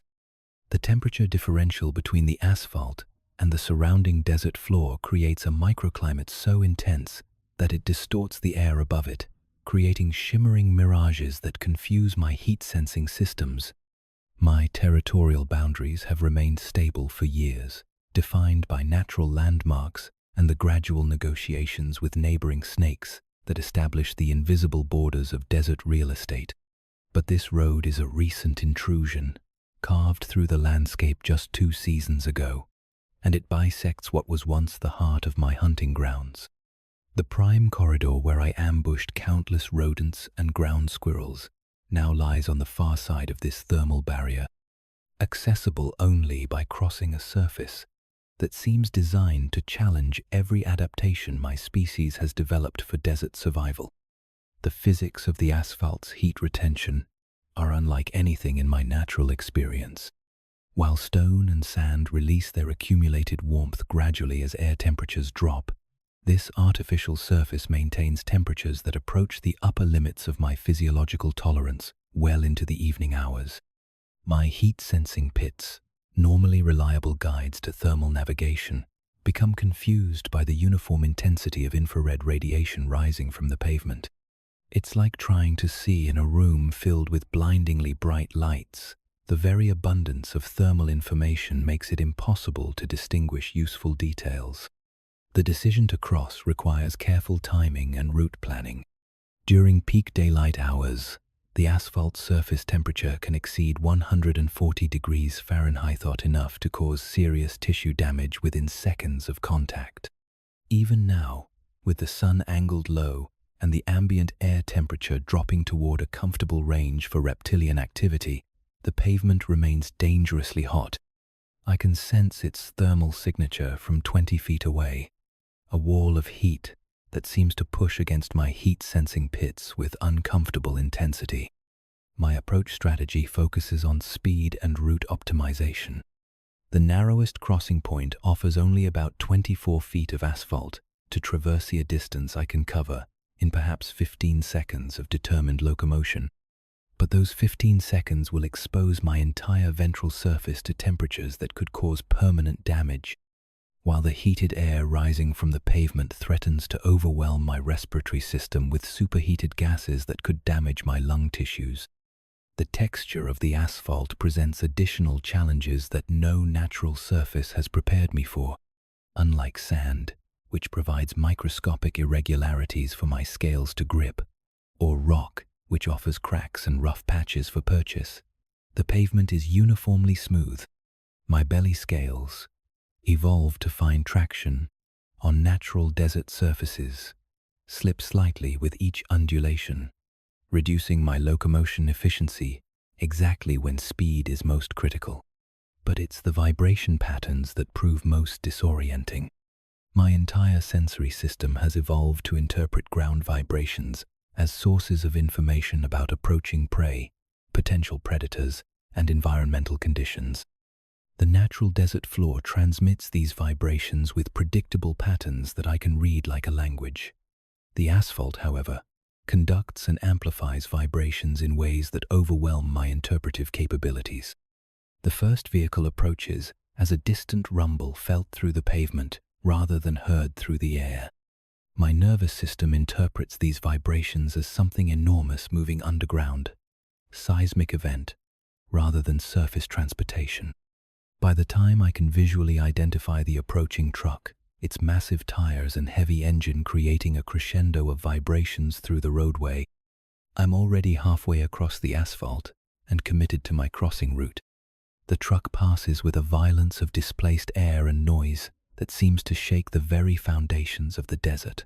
The pressure wave from its passage creates a momentary wind that threatens to destabilize my movement pattern, while the noise overwhelms my acoustic senses with frequencies and intensities that have no equivalent in my natural environment.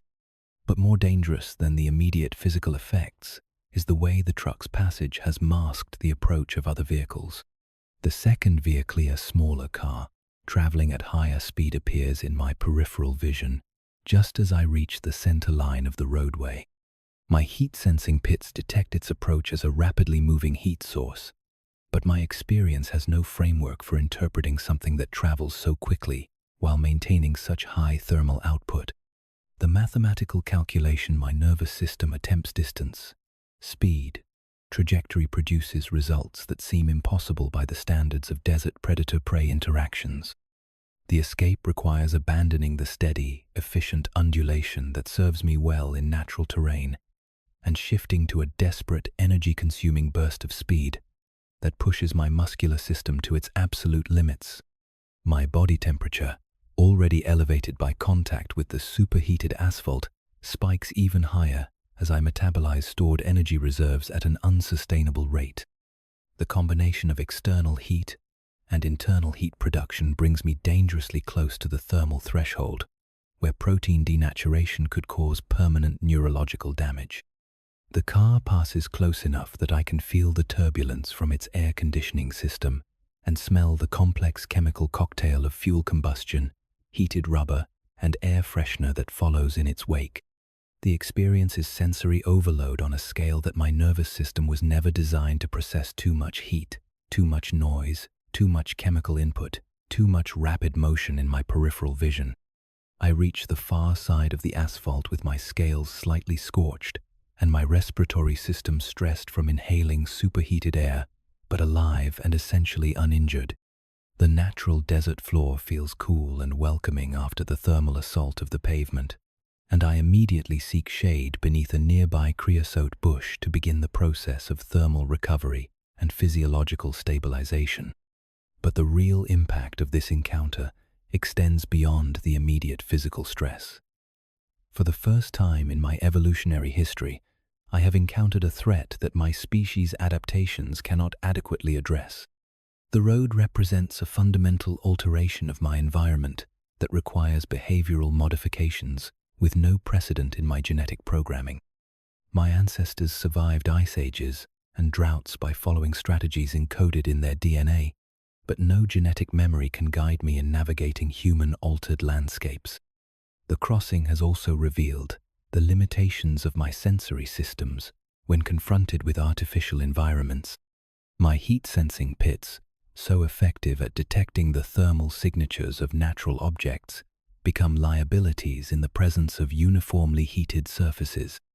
My vibration detection capabilities, finely tuned for interpreting natural seismic events, fail catastrophically when applied to mechanical vibrations transmitted through engineered materials. As I rest in the shade and allow my body temperature to return to normal ranges, I'm struck by a profound realization about the changing nature of survival in a human-dominated world.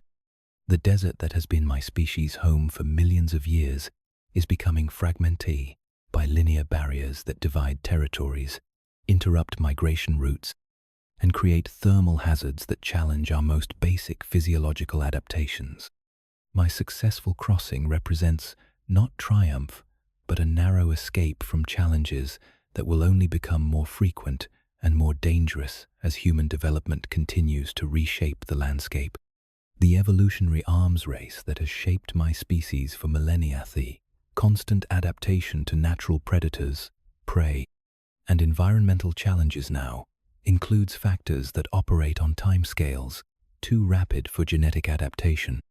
My survival increasingly depends not on inherited behaviors, but on individual learning and behavioral flexibility that pushes the boundaries of what my nervous system was designed to accomplish.